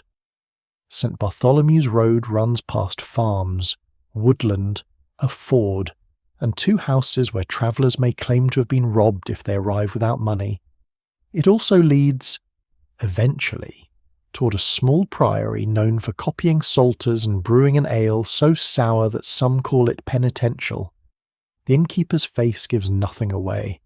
The monk drinks, his shoulders lower by a finger's width. You notice then that his left sleeve is torn near the cuff, not badly, just enough to show the linen beneath and a scratch across the wrist. No blood now, only a dark line, already drying. The innkeeper's wife notices too. She brings a small pot of salve from a shelf near the chimney and sets it on the table. It smells of calendula, beeswax, and old confidence. Some swear calendula closes wounds faster if gathered under a waxing moon. Others say clean cloth matters more than moonlight, which sounds less poetic but more useful. The monk thanks her and does not reach for the salve. This unsettles the room more than the scratch. A man may refuse cheese, refuse dice, even refuse a second cup if he has unusual strength of character. But refusing a remedy freely offered by an innkeeper's wife suggests either pride, fear, or a secret under the skin. The innkeeper says nothing. His kindness grows more careful. "Your pouch should be dried," the wife says. "It must remain sealed." The monk replies, "Wax does not love heat," she says. "Nor do oaths," he answers. The scribe stops pretending not to listen. For a while, the only sounds are rain, the sigh of the cloak steaming near the hearth, and the soft movement of the dog settling under the table, where he can watch the monk's shoes. The innkeeper gives the monk bread and a bowl of thin broth left from the evening. The monk eats slowly, with discipline, though hunger shows in the speed of his first spoonful. You recognize the old balance again. The innkeeper feeds him because he is cold, watches him because he is unknown, and asks little, because questions can be sharper after warmth has done its work. At last, the monk says he carries a letter for a lord's chaplain and a small object for safekeeping until morning. He does not name the object. He does not name the lord. He says he lost the safer road when the ford rose, then followed a lantern through the rain, only to find it was not where he thought it should be. Some swear marsh lights are souls of the unshriven. Others say they are gases rising from wet earth. Even now, it is hard to tell whether the monk has seen a ghost, a thief's trick, or only his own fear walking ahead of him in bad weather. The innkeeper listens. Then he offers the only answer that fits every possibility. You will sleep below tonight, not above with the others, not alone either. A pallet is laid near the hearth, within sight of the serving board and the barred door. The sealed pouch remains on the monk's chest. His damp sleeves steam. The half-burned candle gutters blue at the edge of its flame, then steadies. No one says the house is afraid, because the house is not afraid. It is merely awake. You settle back against the wall, too tired to climb yet, too curious to sleep. The monk closes his eyes but does not loosen his hand from the pouch. The innkeeper sits nearby with his keys in his lap, silent as stone. Outside, rain folds over the town. Inside, the crooked sign holds one more secret close to the fire, warming it slowly, without yet deciding what it is. Morning arrives not with brightness, but with a whitening of the dark, a slow loosening of shadows in the rafters, and a pale line along the shutter cracks. You wake in the common room this time, half-seated against the wall, your cloak pulled over your knees, your neck stiff from having tried to sleep like a sack of barley with opinions. The hearth is low, red beneath ash. The monk lies on his pallet near it, one hand still resting on the sealed pouch across his chest. His damp sleeves have dried into stiff folds. The innkeeper sits on a stool nearby, head bowed, not fully asleep, not fully awake, the keys in his lap like a sleeping iron animal. Then the bell sounds from the monastery. It is the same bell again, the one that closed the gate, marked supper, drifted through the loft, and followed the pilgrims into mist. Now it rings over a town glazed with frost. Rain has passed in the night, and cold has come behind it, laying a thin silver skin on roofs, cart rims, puddles, and the broken wheel still resting under the stable eaves. The yard crunches faintly when the red-handed boy crosses it with a bucket. The dog trots after him, deeply interested in all buckets as a matter of principle. The innkeeper rises without hurry, though you see the weariness in his shoulders. He checks the barred door, the monk, the hearth, the ledger chest, and only then seems to remember that morning requires movement. The sealed pouch remains where it is. No one touches it. No one asks. Some secrets, like hot pans, are best approached after breakfast. You are sent into the market square with the serving girl to fetch what the inn needs before the best goods vanish: onions, salt if the price has not climbed into heaven, a bundle of cheap rushes, and perhaps pepper sweepings from the spice cellar, if he is in a generous or careless mood. You wrap your cloak close and step outside. The cold bites cleanly after the smoky warmth. Your boots break a thin crust of frost over the mud, and every breath you take appears before you like a small ghost deciding whether to stay. The market square is waking beneath a sky the colour of pewter. Stalls unfold, cloth awnings are shaken free of frost, wooden boards are laid over the worst mud, though they rock treacherously underfoot, reminding everyone that civilization is a brave idea balanced on wet ground. Fishmongers arrive first, because fish, like gossip, becomes less valuable the longer it waits. Their baskets hold river trout, smoked eels, salted herring, and one flat, offended-looking fish whose name no one near you seems willing to pronounce.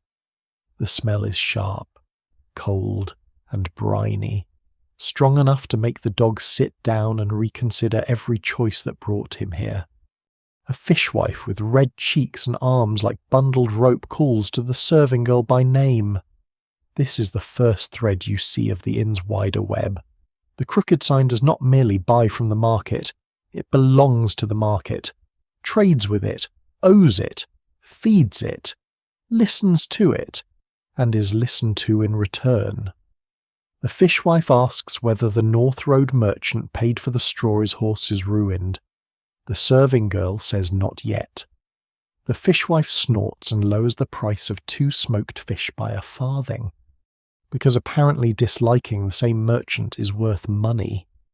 You move on to the wool sellers, whose tables are piled with folded cloth, raw fleece, spun yarn, and hose dyed in browns, greys, dull greens, and one ambitious red that looks expensive enough to cause family arguments.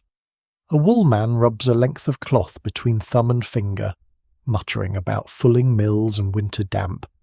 He tells you the innkeeper still owes him for 2 blankets from last Martinmas, then adds that the innkeeper also sent 3 guests his way during Fair Week. So the debt is sleeping, not dead.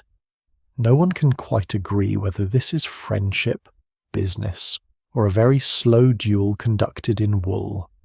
Beside the church steps, a spice seller opens little cloth packets like treasures from another world. Most are too dear for ordinary hands, peppercorns black as beads, cinnamon in curled strips, cloves with their tiny nail heads, and saffron guarded as if each thread has royal blood. But beneath his table sits a lesser basket, the sweepings and broken bits, where poorer kitchens may buy the shadow of luxury. The serving girl bargains for pepper dust mixed with crumbs of something fragrant and uncertain. Some swear that a pinch of pepper warms the stomach and keeps winter phlegm from settling. Others say it mostly proves you had a spare coin and wished everyone to know. Even now, it is hard to tell whether medicine, vanity, and flavour are separate things in a medieval kitchen. A charm seller stands near the well with strings of beads, little lead crosses, rowan twigs, stitched cloth packets, and round stones with natural holes through them. He claims the stones ward off nightmares, the rowan protects doorways, and the stitched packets keep moths from blankets if hung on a Thursday while saying the correct prayer and not thinking wicked thoughts. The serving girl buys nothing, but she lingers over a red thread meant to guard against the evil eye. Mistress says we have enough eyes in the inn already, she says. This seems true. Near the market gate, toll collectors sit at a narrow table with a wax tablet, a tally stick, and faces arranged for disappointment. Every basket, bundle, cart, and stall seems to owe someone something. A woman with eggs pays in coin. A potter pays in 2 cracked bowls and a promise. A man selling firewood argues that his donkey carried most of the burden and should therefore pay separately if the law insists on being foolish. The toll collector says the law has long experience being foolish and will continue. Those who tell the tale never fully agree whether tolls keep the town roads passable or simply keep toll collectors warm in winter, though the mud offers evidence against the first idea. Everywhere, the innkeeper's name moves quietly. The baker asks if he needs yesterday's loaves for trenchers. The herb woman sends word that her sage is nearly gone, but she has rue enough to cure half the town or ruin a stew. The candle seller complains that the new beeswax bundle arrived damp. A carter asks whether the monk at the crooked sign is truly from St. Bartholomew's Road. The serving girl answers with an innocent shrug so polished it could be sold as silver. You begin to see that the inn's secrets do not stay hidden by silence alone. They are protected by the useful art of giving people just enough nothing to chew on. You buy onions, a sack of rushes, 2 smoked fish, and a thumb-sized twist of pepper sweepings. The dog contribute by attempting to inspect a sausage stall and being gently removed by a boy with a broom. Frost melts along the edges of the square as pale sunlight finds the roof lines. Smoke rises from chimneys in blue threads. Bells fade. The town, so closed and wary in the night, becomes a net of voices. Prices, favours, warnings, charms, debts, and small kindnesses passed hand to hand. When you return to the crooked sign, the innkeeper stands in the doorway, looking past you toward the market as if reading a page written in breath and smoke. Behind him, the monk is awake, the sealed pouch still dark against his robe. The innkeeper takes the onions, notes the fish, lifts the pepper twist, and says, "Too much clove." The serving girl says, "He swore it was pepper." The innkeeper gives the dry little smile of a man who's heard many oaths and purchased few of them. Then he steps aside, letting you back into the warmth, where market frost melts from your boots onto the rushes, and the secret web of the town gathers itself once more around the hearth. The warmth of the common room receives you like a rough hand laid kindly on the shoulder, but it does not keep you long. The onions are passed to the innkeeper's wife, the smoked fish are hung from a hook near the kitchen wall, and the twist of supposed pepper is sniffed by 3 people before being judged useful enough to keep and dishonest enough to remember. The monk sits near the hearth with his sealed pouch still against his chest, quieter now in daylight. Though daylight does not make him simpler, his sleeves are dry, his eyes hollow from poor sleep, and when the dog wanders close to sniff his shoes again, he gives the animal a look of patient worry, as if even dogs may be messengers from a bishop. The innkeeper does not ask the monk's business yet. Instead, he takes one of the new candles from the damp bundle, bends it slightly between his hands, frowns at its softness, and tells you to follow. You pass behind the serving board, through a low doorway, and into the colder body of the inn. At once the sounds of the common room soften behind you. The hearth's murmur becomes distant. The smell changes too.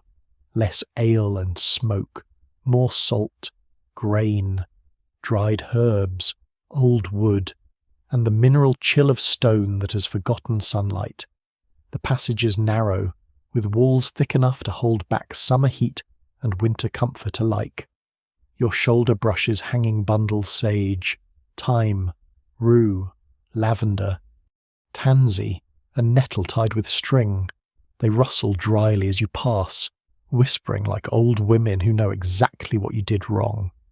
The storehouse door is oak, banded with iron, and the key that opens it is long, dark, and heavy. The innkeeper lifts it from his ring with a care that seems almost devotional. When he turns it in the lock, the sound is deep and final. This is not a door for guests, songs, dice, or wet boots. This is the inn's hidden winter heart. Inside, the air is cold enough to make you breathe shallowly. Shelves line the walls, barrels crouch in corners, sacks lean against one another like sleepy monks, hooks hang from beams, bearing smoked fish, strings of onions, loops of dried apples, and strips of salted meat darkened almost black at the edges. A clay jar of lard sits under a cloth. Oat sacks are stacked on pallets to keep them from damp. A little dish of salt rests near the threshold, not for cooking, but for luck, or mice, or both, depending on who is asked. Some swear that a line of salt keeps creeping things from crossing. Others say mice cross it happily and merely arrive better seasoned. No one can quite agree, but the dish remains. The innkeeper lifts a lantern, and the small flame moves over the stores like a blessing being counted. Deep winter eats before men do, he says. You understand him when you look around. This room is not abundance, it is defence. Each sack of oats means morning broth when the road is frozen. Each smoked fish means supper when the market stalls stand empty under snow.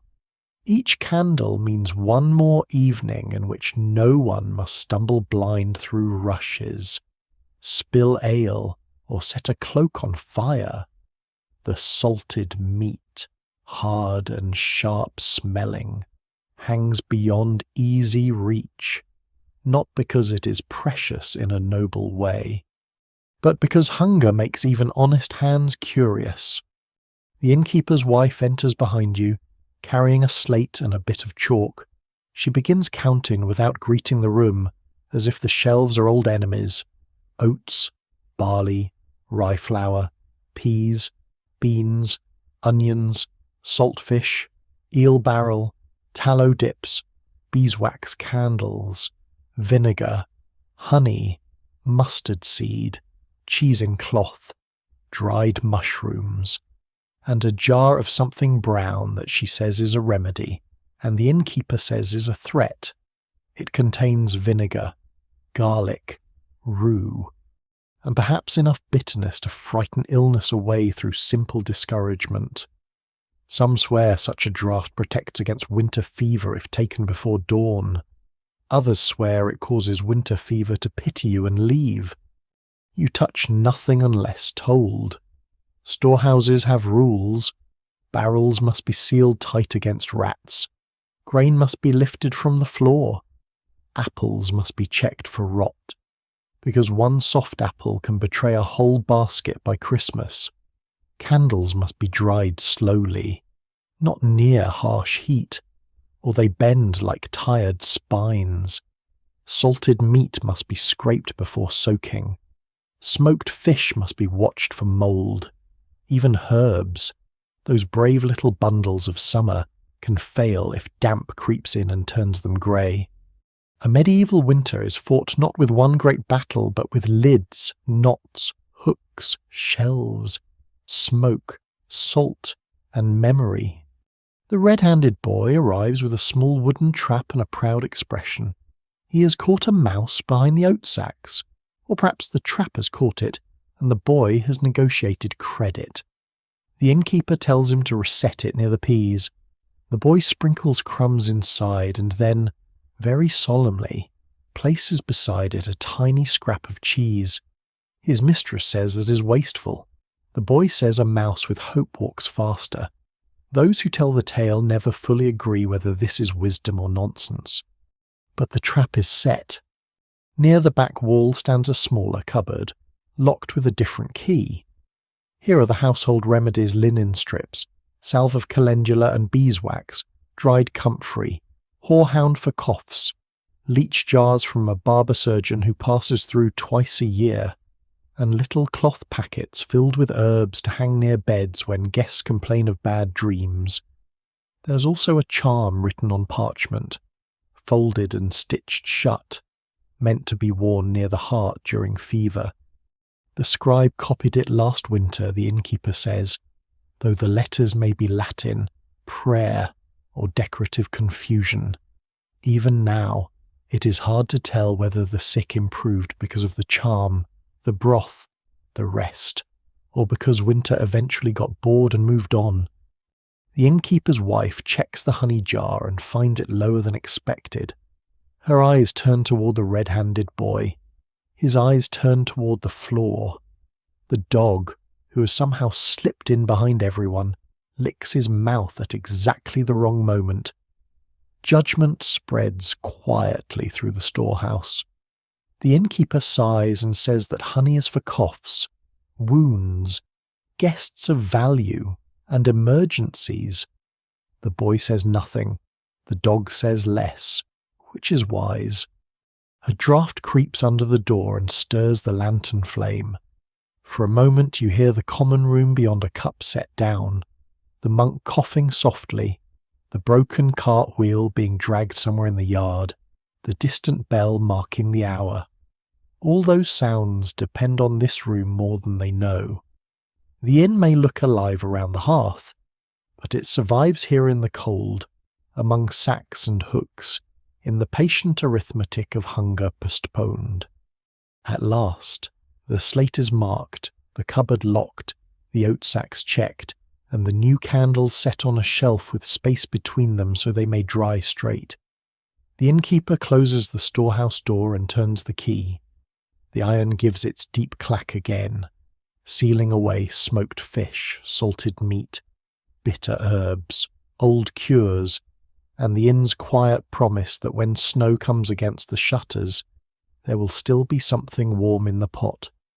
You return toward the common room with the smell of salt and sage in your cloak, and as the hearthlight grows ahead, you understand that comfort is often only winter preparation wearing a kinder face.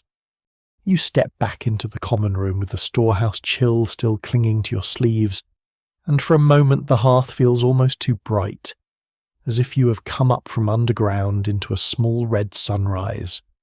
The monk sits where you left him, both hands around a cup, this sealed pouch still lying against his robe like a second, more stubborn heart. The innkeeper's wife returns to the pot.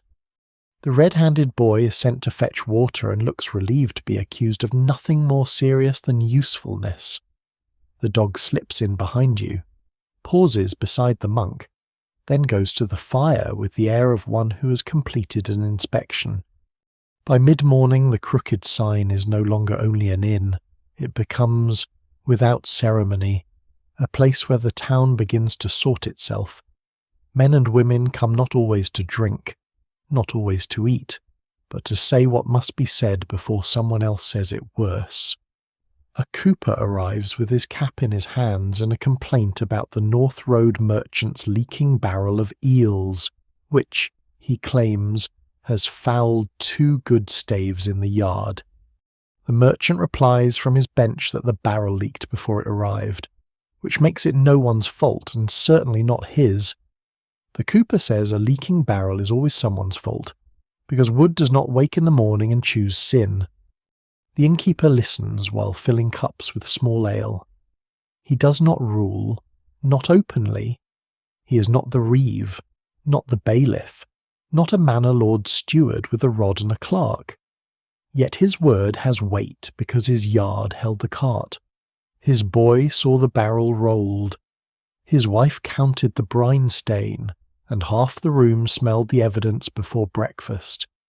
In a world where parchment is dear and memories are cheaper, witnesses gather where the fire is warm. Near the doorway, the broken cart wheel leans against the wall, newly bound by the carpenter but still looking ashamed of itself. The carpenter comes in with a shaving of oak stuck to his sleeve and states that the spoke cracked before the gate. Not in the inn yard. This matters. If it cracked before the gate, the merchant owes for delay. If it cracked after, he owes for damage. If it cracked during, everyone may argue until Easter. No one can quite agree whether wheels have a sense of timing, but this one has chosen poorly. A bell sounds beyond the roofline, calling the town toward the hour when manor business begins in the hall near the churchyard. Not every matter goes before the court. Of course, many complaints are too small, too damp, too embarrassing, or too likely to become worse if spoken under a lord's beam. Still, the court waits like a cold bench for those who cannot settle by the hearth. The innkeeper wipes his hands on a cloth and tells you to come along, because the cooper wants a witness. The merchant wants a denial, and the repaired wheel wants, by its silence, and to be left alone. You follow into the street. Frost has softened into mud again. The town smells of smoke, wet thatch, dung, baking bread, and brine from the offending eel barrel, which seems determined to remain part of public life. The dog trots after you, having apparently joined the legal procession. The manor court is held in a low hall beside the church, where rushes cover the floor and cold leaks in through every gap with official permission. A table stands at the front. Behind it sits the steward, wrapped in a fur-lined cloak with a clerk beside him, quill ready, fingers ink-stained and stiff. Names are called, not always full names. Sometimes a man is Thomas by the mill, or Alice with the geese, or the carter with the loud mule, because in a town of this size, identity is a community project. Complaints rise one by one. A boundary hedge cut too low. A pig found in a neighbour's beans. A brewer accused of selling ale before it had properly settled. A woman fined for leaving dung too near the lane, which she says is unfair because the lane moved around the dung in spirit. If not in fact, those who tell the tale never fully agree whether manor justice is stern wisdom, organised gossip, or weather indoors. The innkeeper stands near the back, saying little. Yet people look at him.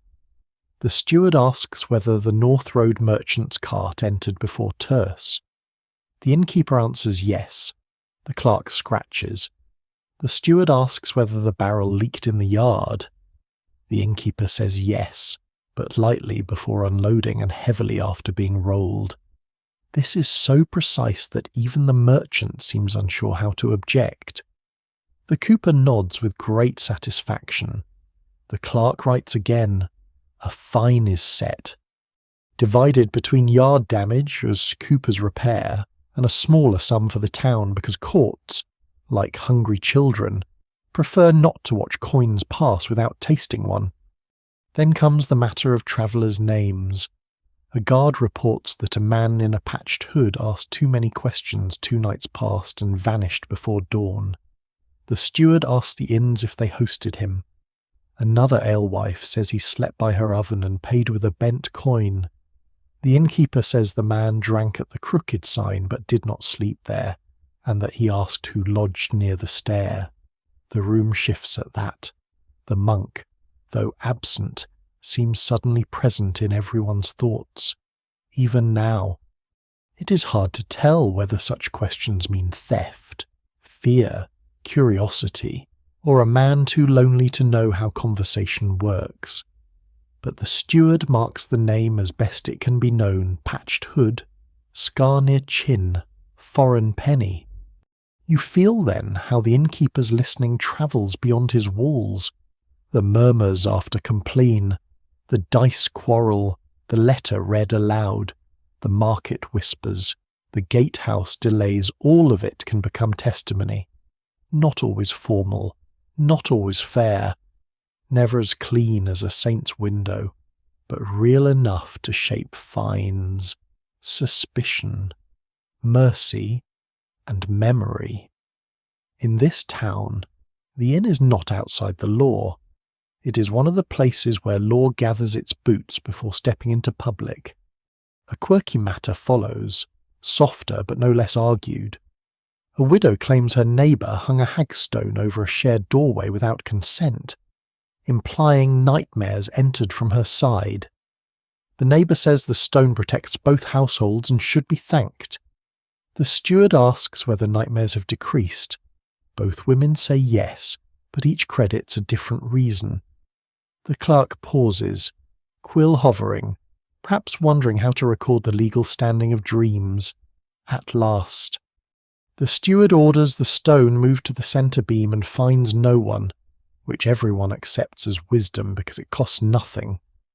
When the court ends, people spill back into the muddy lane, carrying rulings like small hot coals. Some are pleased, some sour, some already improving the story for later. The innkeeper walks beside you without boasting. His influence is not a banner. It is quieter a remembered face, a measured cup, a name stored carefully, a statement made without ornament. The dog shakes mud from his paws near the churchyard wall and is scolded by 3 people at once, which proves he is now part of town life. Back at the Crooked Sign, the hearth receives the court's leftovers complaints, laughter, resentment, relief. The merchant pays part of his fine with the expression of a martyr badly misunderstood by eels. The cooper drinks on credit against the repair.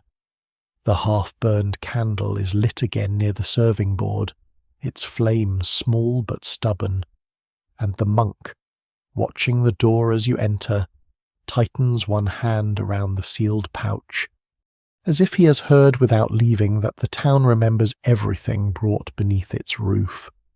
Toward twilight, the rain finally loosens its grip on the town, leaving everything washed, shining, and mildly resentful. The lane outside the Crooked Sign glimmers with puddles that hold broken pieces of sky, and the roofs drip at their own slow pace, as if each house is counting the last hours before night. Smoke rises straighter now from the chimneys. The repaired cartwheel, newly bound and still leaning by the yard wall, looks less ashamed in the fading light, though not exactly confident. Inside, the monk keeps to his bench near the hearth, the sealed pouch lying against him beneath his folded hands, while the innkeeper watches him in the same calm way he watches barrels, dice, debts, and weather. Then, without much ceremony, the innkeeper takes down his cloak. "You'll come?" he says. By now, you understand that questions in the crooked sign often arrive already saddled.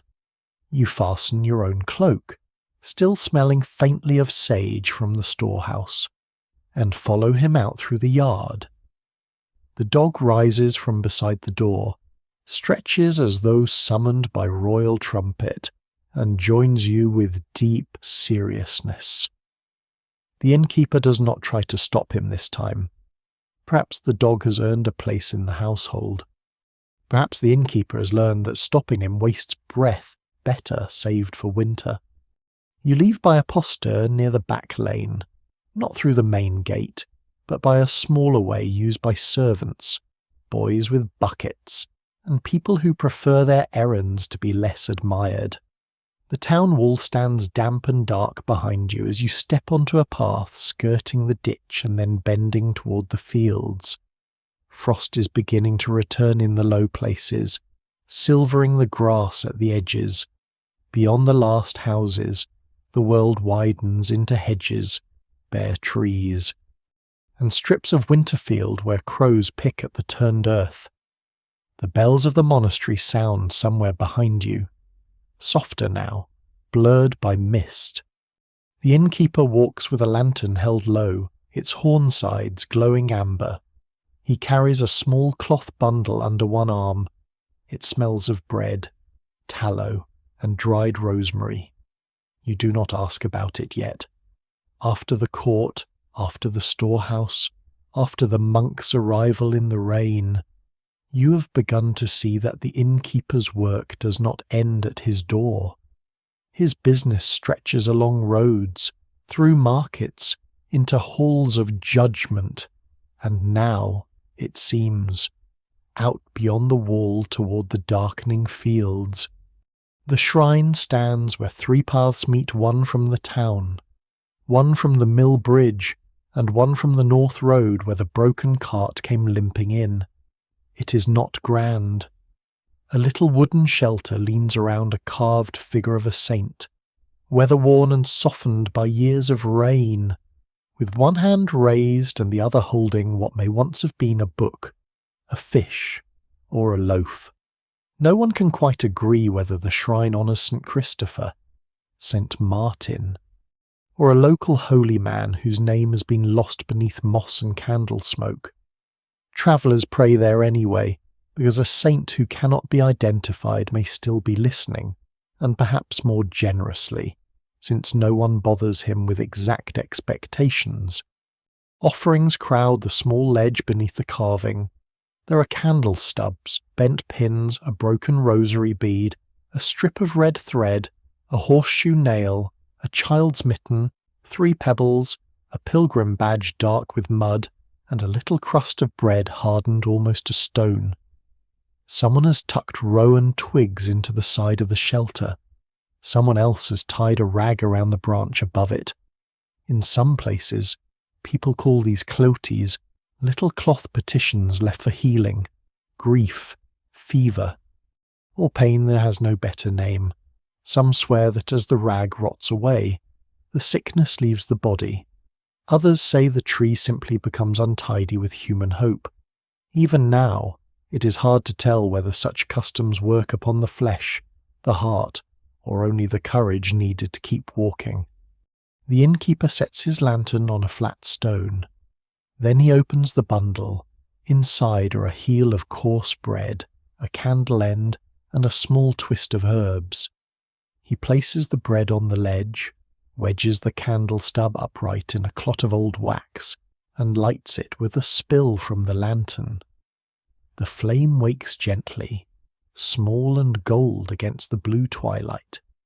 The dog sniffs the bread, receives one look from the innkeeper, and decides holiness may be respected from a short distance. You stand beside him as wind moves through the hedge. The fields are quiet except for the far creak of a mill wheel and the occasional drip from bare branches. The path beyond the shrine looks darker than it should, bending between alder trees toward the marshy ground the innkeeper warned the pilgrims against. You think of the monk saying he followed a lantern through rain. You think of marsh lights, lost roads, and the strange way fear can make the world rearrange itself. Travellers leave marks here, the innkeeper says, so others know the road has not swallowed everyone. He points to a notch cut into the wooden post, then another, then a third, lower down and fresher, marks from knives, perhaps, marks from staffs, a little language of survival carved by hands too tired to write. 1 slash means the bridge stands, 2 means water over the ford, a cross cut sideways means danger, though whether from thieves, dogs, fever, or an especially bad inn farther along the road, those who tell the tale never fully agree. You notice then a scrap of cloth caught behind the saint's carved shoulder. The innkeeper draws it free. It is dark wool, torn at the edge, stiff from drying after rain. He rubs it between his fingers. His expression does not change, but the air around him seems to become more attentive. The cloth is the colour of the monk's robe. Perhaps many monks wear such wool. Perhaps many travellers tear sleeves on thorn hedges near roadside shrines. Perhaps the world is full of innocent scraps, and only tired minds stitch them into omens. Still, the innkeeper folds the piece and places it inside his belt. The dog gives a low sound, not quite a growl. You follow his gaze to the alder path. For a moment, in the mist beyond the trees, you think you see a shape, a man, or a post, or only shadow leaning where shadow should not. Your breath catches, the lantern flame bends, then the shape is gone, if it was ever there. The innkeeper lifts the lantern and says nothing. This is somehow more unsettling than any shout would be. On the ground near the shrine lies a small pilgrim badge, half pressed into mud. You crouch and free it with cold fingers. It shows a tiny scallop shell, like the one worn by the praying pilgrim before dawn. Bent, cheap, ordinary, yet here, at twilight, it feels like a message. The innkeeper studies it, then lets you place it on the ledge beside the bread. Not everything found on the road must be taken. Some things belong to whoever comes next, needing courage.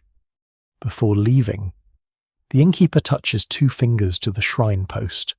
Not quite a prayer, not quite habit, perhaps both. You do the same. The wood is damp and cold beneath your fingertips. The candle flame shivers, then steadies. Behind you, the town waits with its walls, quays, rushes, debts, and smoky hearth. Ahead, the dark road holds its own counsel. You return slowly, the dog between you and the innkeeper, the lantern making a small moving circle over mud, frost, and wheel ruts. The monastery bell sounds again through the mist, when the crooked sign comes back into view, warm light leaking beneath its door. It no longer seems merely a shelter from the road. It seems part of the road itself, a place where lost things arrive monks with sealed pouches, torn cloth, doubtful relics, wet travellers, small fears, and dogs who choose their own duties. Inside, the monk looks up as you enter. The innkeeper hangs his cloak, says nothing of the shrine, and places the folded scrap of dark wool behind the serving board, beside the ledger and the keys. The folded scrap of dark wool remains behind the serving board, tucked beside the ledger and the keys, and though no one speaks of it, the room seems to know it is there. The monk sits near the hearth with his sealed pouch beneath both hands. The innkeeper moves as he always does. Cups, fire, door, guest, account. But the air has tightened by a single thread. You feel it when the dog refuses to sleep fully, lifting his head at every step from the lane. You feel it when the scribe closes his booklet without being asked and slips it into his satchel. You feel it when the innkeeper's wife sets a bowl before the monk and says, very gently, that warm food steadies a man before a road. The monk looks up. Tonight the innkeeper answers, before the moon climbs. And so, while the common room dims into evening and the last market voices fade beyond the shutter, the hidden errand begins. The monk does not travel alone. The innkeeper fastens his cloak, takes a lantern, and selects from his ring not the storehouse key, not the chest key, but a smaller iron key that hangs near the back, dark with age and seldom used. You're given a wool hood and a warning to keep close. The dog follows without invitation, as usual, and this time no one argues. Perhaps because a dog is better than a witness and cheaper than a guard. You leave through the yard where the repaired cartwheel rests beside stacked firewood. Frost has begun to harden the mud again. Above the town wall, the sky is clear in torn places, showing a few cold stars. The keep stands on its rise beyond the church and inner lane. Not large enough to be a king's fortress, but stern enough to remind everyone who owns the mills, the fields, the court bench, and possibly the best hens. Its stone tower rises square against the night, with torchlight trembling along the walk and a banner hanging limp in the damp air. You approach by the service path, not the front way. This is the road of deliveries, kitchen boys, charcoal sacks, laundry baskets, nervous messengers, and people whose business is important enough to enter but not grand enough to be announced. At the postern gate, a guard with a wool cap under his helmet leans over the hatch. He knows the innkeeper. This is clear before a word is spoken. He sees the lantern, the monk, the dog, then you. And his expression settles into the tired suspicion of a man who has watched too many ordinary evenings become someone else's problem. No dogs, he says. The dog sits politely in the mud. The innkeeper says, he is with the monk. The guard looks at the monk. The monk looks at the dog. The dog looks at the gate with an air of profound spiritual purpose. No one can quite agree whether animals may sense holy business, but the guard clearly decides he is not paid enough to debate theology in Frost. He opens the postern. Inside, the keep smells of torch smoke, cold stone, rushes, hot grease, wet leather, and the sharp sweetness of spilled wine. You pass through a narrow passage where servants move quickly with lowered eyes and full hands. A girl carries a stack of wooden trenchers scraped nearly clean. A boy hauls a bucket of ash. Another servant brings rushes bundled with dried lavender and pennyroyal for the hall floor, because some swear sweet herbs keep fleas from settling too boldly among noble feet. Others say fleas respect rank no more than weather does.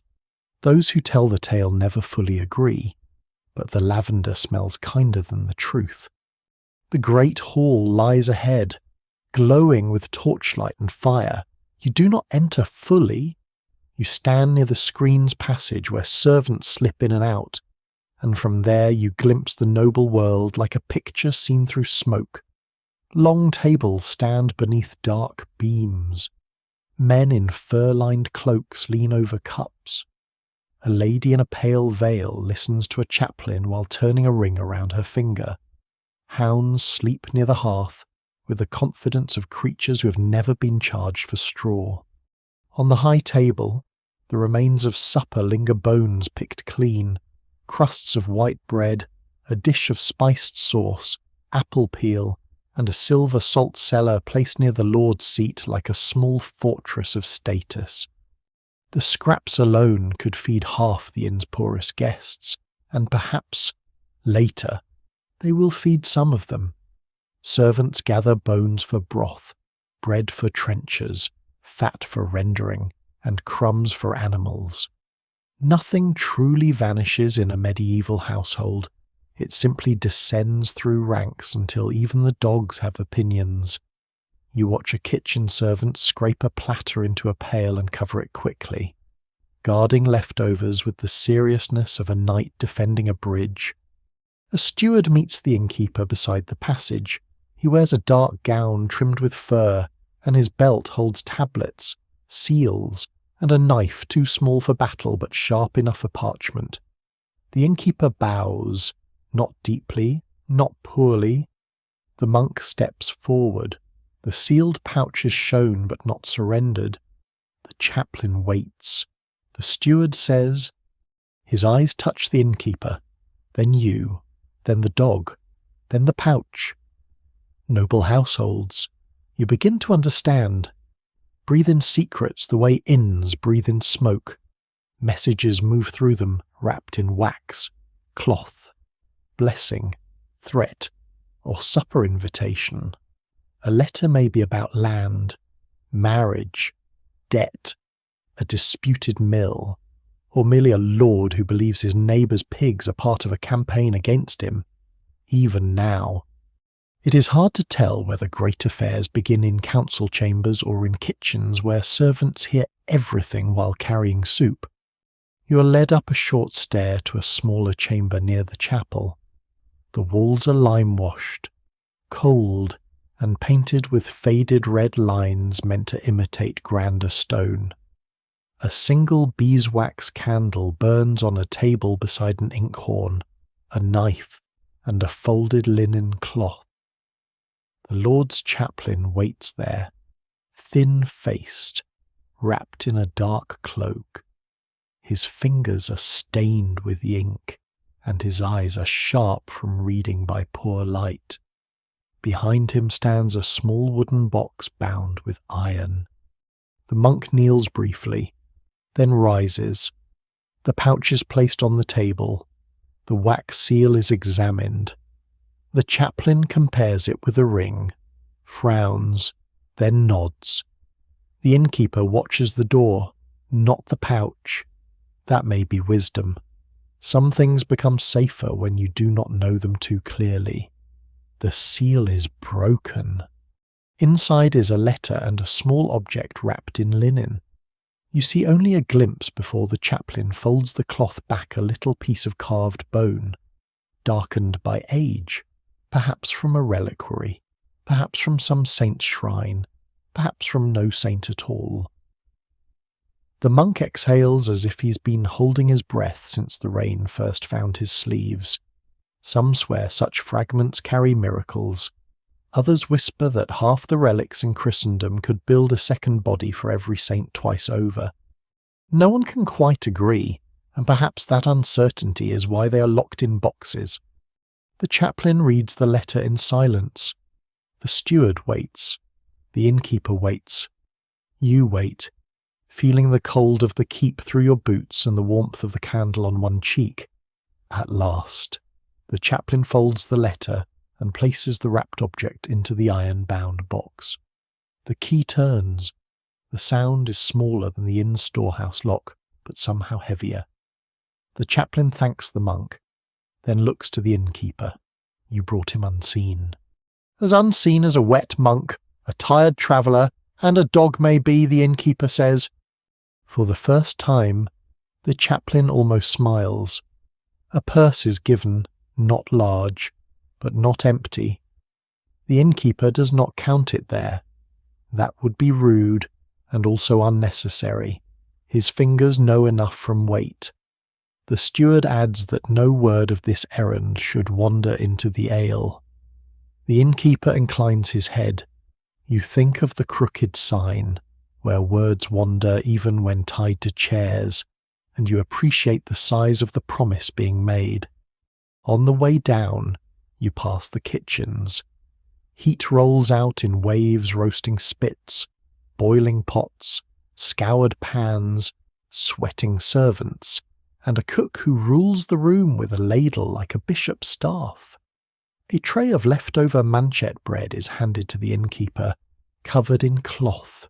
"For the poor at your door," the cook says, though her eyes suggest it is also for keeping certain stories warm and quiet. The innkeeper accepts it gravely. When you step back into the frosted yard outside the keep, the night feels wider and softer.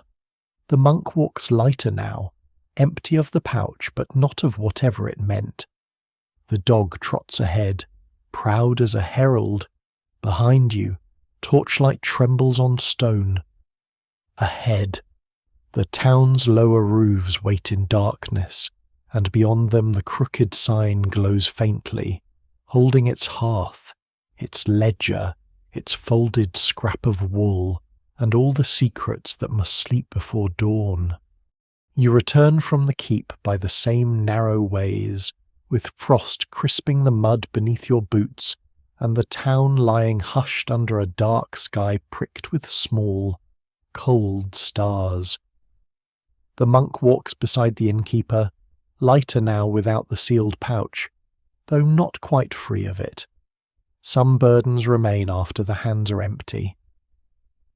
The dog trots ahead in the lantern glow, his tail raised just enough to suggest that he has personally negotiated peace between the keep, the church, the road, and possibly all Christendom.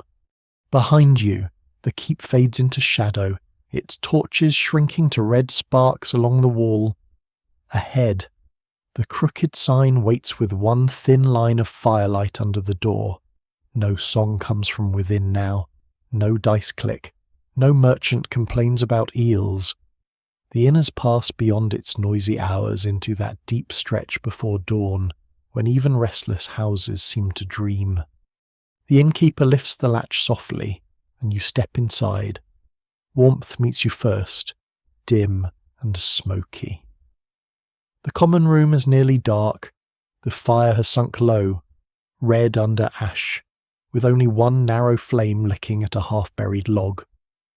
The half-burned candle near the serving board still lives, though barely, its wax pooled crookedly at the base, its little flame bending whenever the door breathes. Rushes lie flattened across the stone floor. Cloaks hang in stiff shapes along the pegs. Cups wait upside down. The room smells of old ale, wet wool, smoke, bread, dogs, and the faint sweetness of the manchet loaf wrapped beneath the innkeeper's arm. The innkeeper's wife appears from the back, shawl drawn close. She asks no questions with words, which makes the question larger. The innkeeper gives her the covered bread from the keep kitchens and the small purse from the chaplain. She weighs both with her eyes. The bread she sets aside for morning, the purse she takes to the table, where the last candle gives just enough light for counting. The monk lowers himself onto the bench near the hearth, where last night he sat with rain in his sleeves and a sealed secret against his chest. Now his hands rest empty in his lap, pale, tired, and faintly trembling. No one can quite agree whether a delivered relic leaves holiness behind in the carrier or takes the last of his strength with it. Looking at him, you think both may be true. The innkeeper unwraps the cloth from his keys and lets them hang free again. Their iron whisper sounds softer now, familiar rather than watchful. He opens the ledger chest. The purse is untied. Coins slide onto the table in a small silver-brown scatter. Not many. Enough. The innkeeper's wife separates them by touch, placing one for the monk's lodging, one for the candle loss, one against the merchant's unpaid straw, and one, after a pause, beside the old debt marked for the widow who promised eggs after her hens recovered. The innkeeper watches and does not object. Even now, it is hard to tell whether mercy is best written in ledgers or hidden between the lines. The monk speaks then, voice low. The chaplain said nothing of the road, he said enough by paying. The innkeeper answers, "This seems to satisfy no one and everyone. The torn scrap of dark wool is taken from behind the serving board. The innkeeper lays it on the table near the candle. In the better light, it looks ordinary, damp-stained, frayed, nearly black. The monk touches the tear at his own cuff and gives a tired nod. He had caught himself on the shrine post, he says, when he stumbled in the rain and thought the lantern head was a man. Perhaps it was a man. Perhaps it was marshlight. Perhaps it was only fear. Walking with a borrowed glow. Those who tell the tale never fully agree, and the innkeeper does not press him. Some mysteries are less useful once solved. Above the stable, sleepers turn, a board creaks, a horse stamps softly below, the broken cartwheel rests somewhere in the yard, mended enough to leave after sunrise. The merchant will complain again before he goes. Everyone knows this with the certainty usually reserved for weather and taxes. The scribe will carry a letter onward. The pilgrims will be somewhere beyond the mill bridge, their badges cold against their cloaks. The scallop shell at the roadside shrine will wait in mud and candle smoke for the next frightened traveller. The small bundle left by one pilgrim remains behind the locked oak door, spare hose and cracked bowl patiently becoming part of the inn's memory. One by one, the last unsettled things are put into place.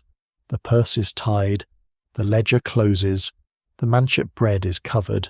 The monk is given a folded blanket, softer than the one from the loft, perhaps because he is paid in worry.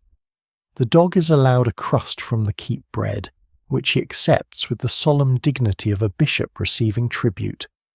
The innkeeper's wife tells him he is spoiled. The dog swallows without denying doctrine. Near the doorway, the red-handed boy sleeps on a bench, one hand tucked under his cheek, his mouth open, his dreams perhaps full of honey jars and heroic mouse traps. The innkeeper pauses beside him and pulls a rough cloak over his shoulders. It is a small gesture, quick and almost hidden, but you see it, and it seems to explain more about the house than any secret pouch or lordly errand. The final bell before dawn sounds far away from the monastery. It comes softened by walls, frost, and sleep, drifting through the shutter cracks like a memory of iron. The innkeeper listens until it fades.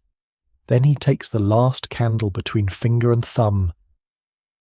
For a moment he does not pinch it out. He looks over the common room, counting the night survivors, the monk, the boy, the dog, the sleeping travellers above, the warm ash, the locked doors, the mended wheel, the debts not forgotten, the secrets not spilled. At last, he lowers the candle to the hearth and uses its flame to wake a small twist of kindling. The new fire catches slowly, a shy gold thread in the ash. The candle, relieved of duty, is set down, almost gone. Outside, the black sky begins to loosen at its lowest edge. Dawn has not yet arrived, but it has sent word. You sit close to the hearth and feel the warmth return by degrees. Your boots are stiff with dried mud. Your cloak smells of frost, storehouse sage, keep smoke, and road shrine wax. You have not travelled far in miles, perhaps, but the inn has carried you through many worlds, gatehouse, market, loft, court, shrine, storehouse, noble hall, and back again to the same old fire. You understand now that the secret life of the innkeeper is not one hidden life, but many quiet duties braided together: host, judge, listener, trader, keeper of keys, keeper of names, keeper of warmth for strangers who arrive from the dark. The monk lowers his head and sleeps. The innkeeper's wife sits at the table, eyes closed for a breath longer than a blink. The dog curls near your foot. The fire grows a little brighter, then settles into a steady glow. And now the night softens. The walls of the crooked sign seem to draw closer, not to trap you, but to shelter you. The rain has ended, frost lies pale on the yard stones, the repaired wheel, the silent barrels, the stacked firewood, and the closed stable door all wait without hurry. Nothing asks to be solved now, nothing needs to be carried, counted, witnessed, or judged. The road beyond the gate is still there, winding past fields, shrines, marsh lights, abbey bells, and unknown roofs. But for this last quiet moment, it can wait. You let your shoulders sink. You listen to the slow breathing of the house. A horse shifts below the loft, a sleeper sighs above.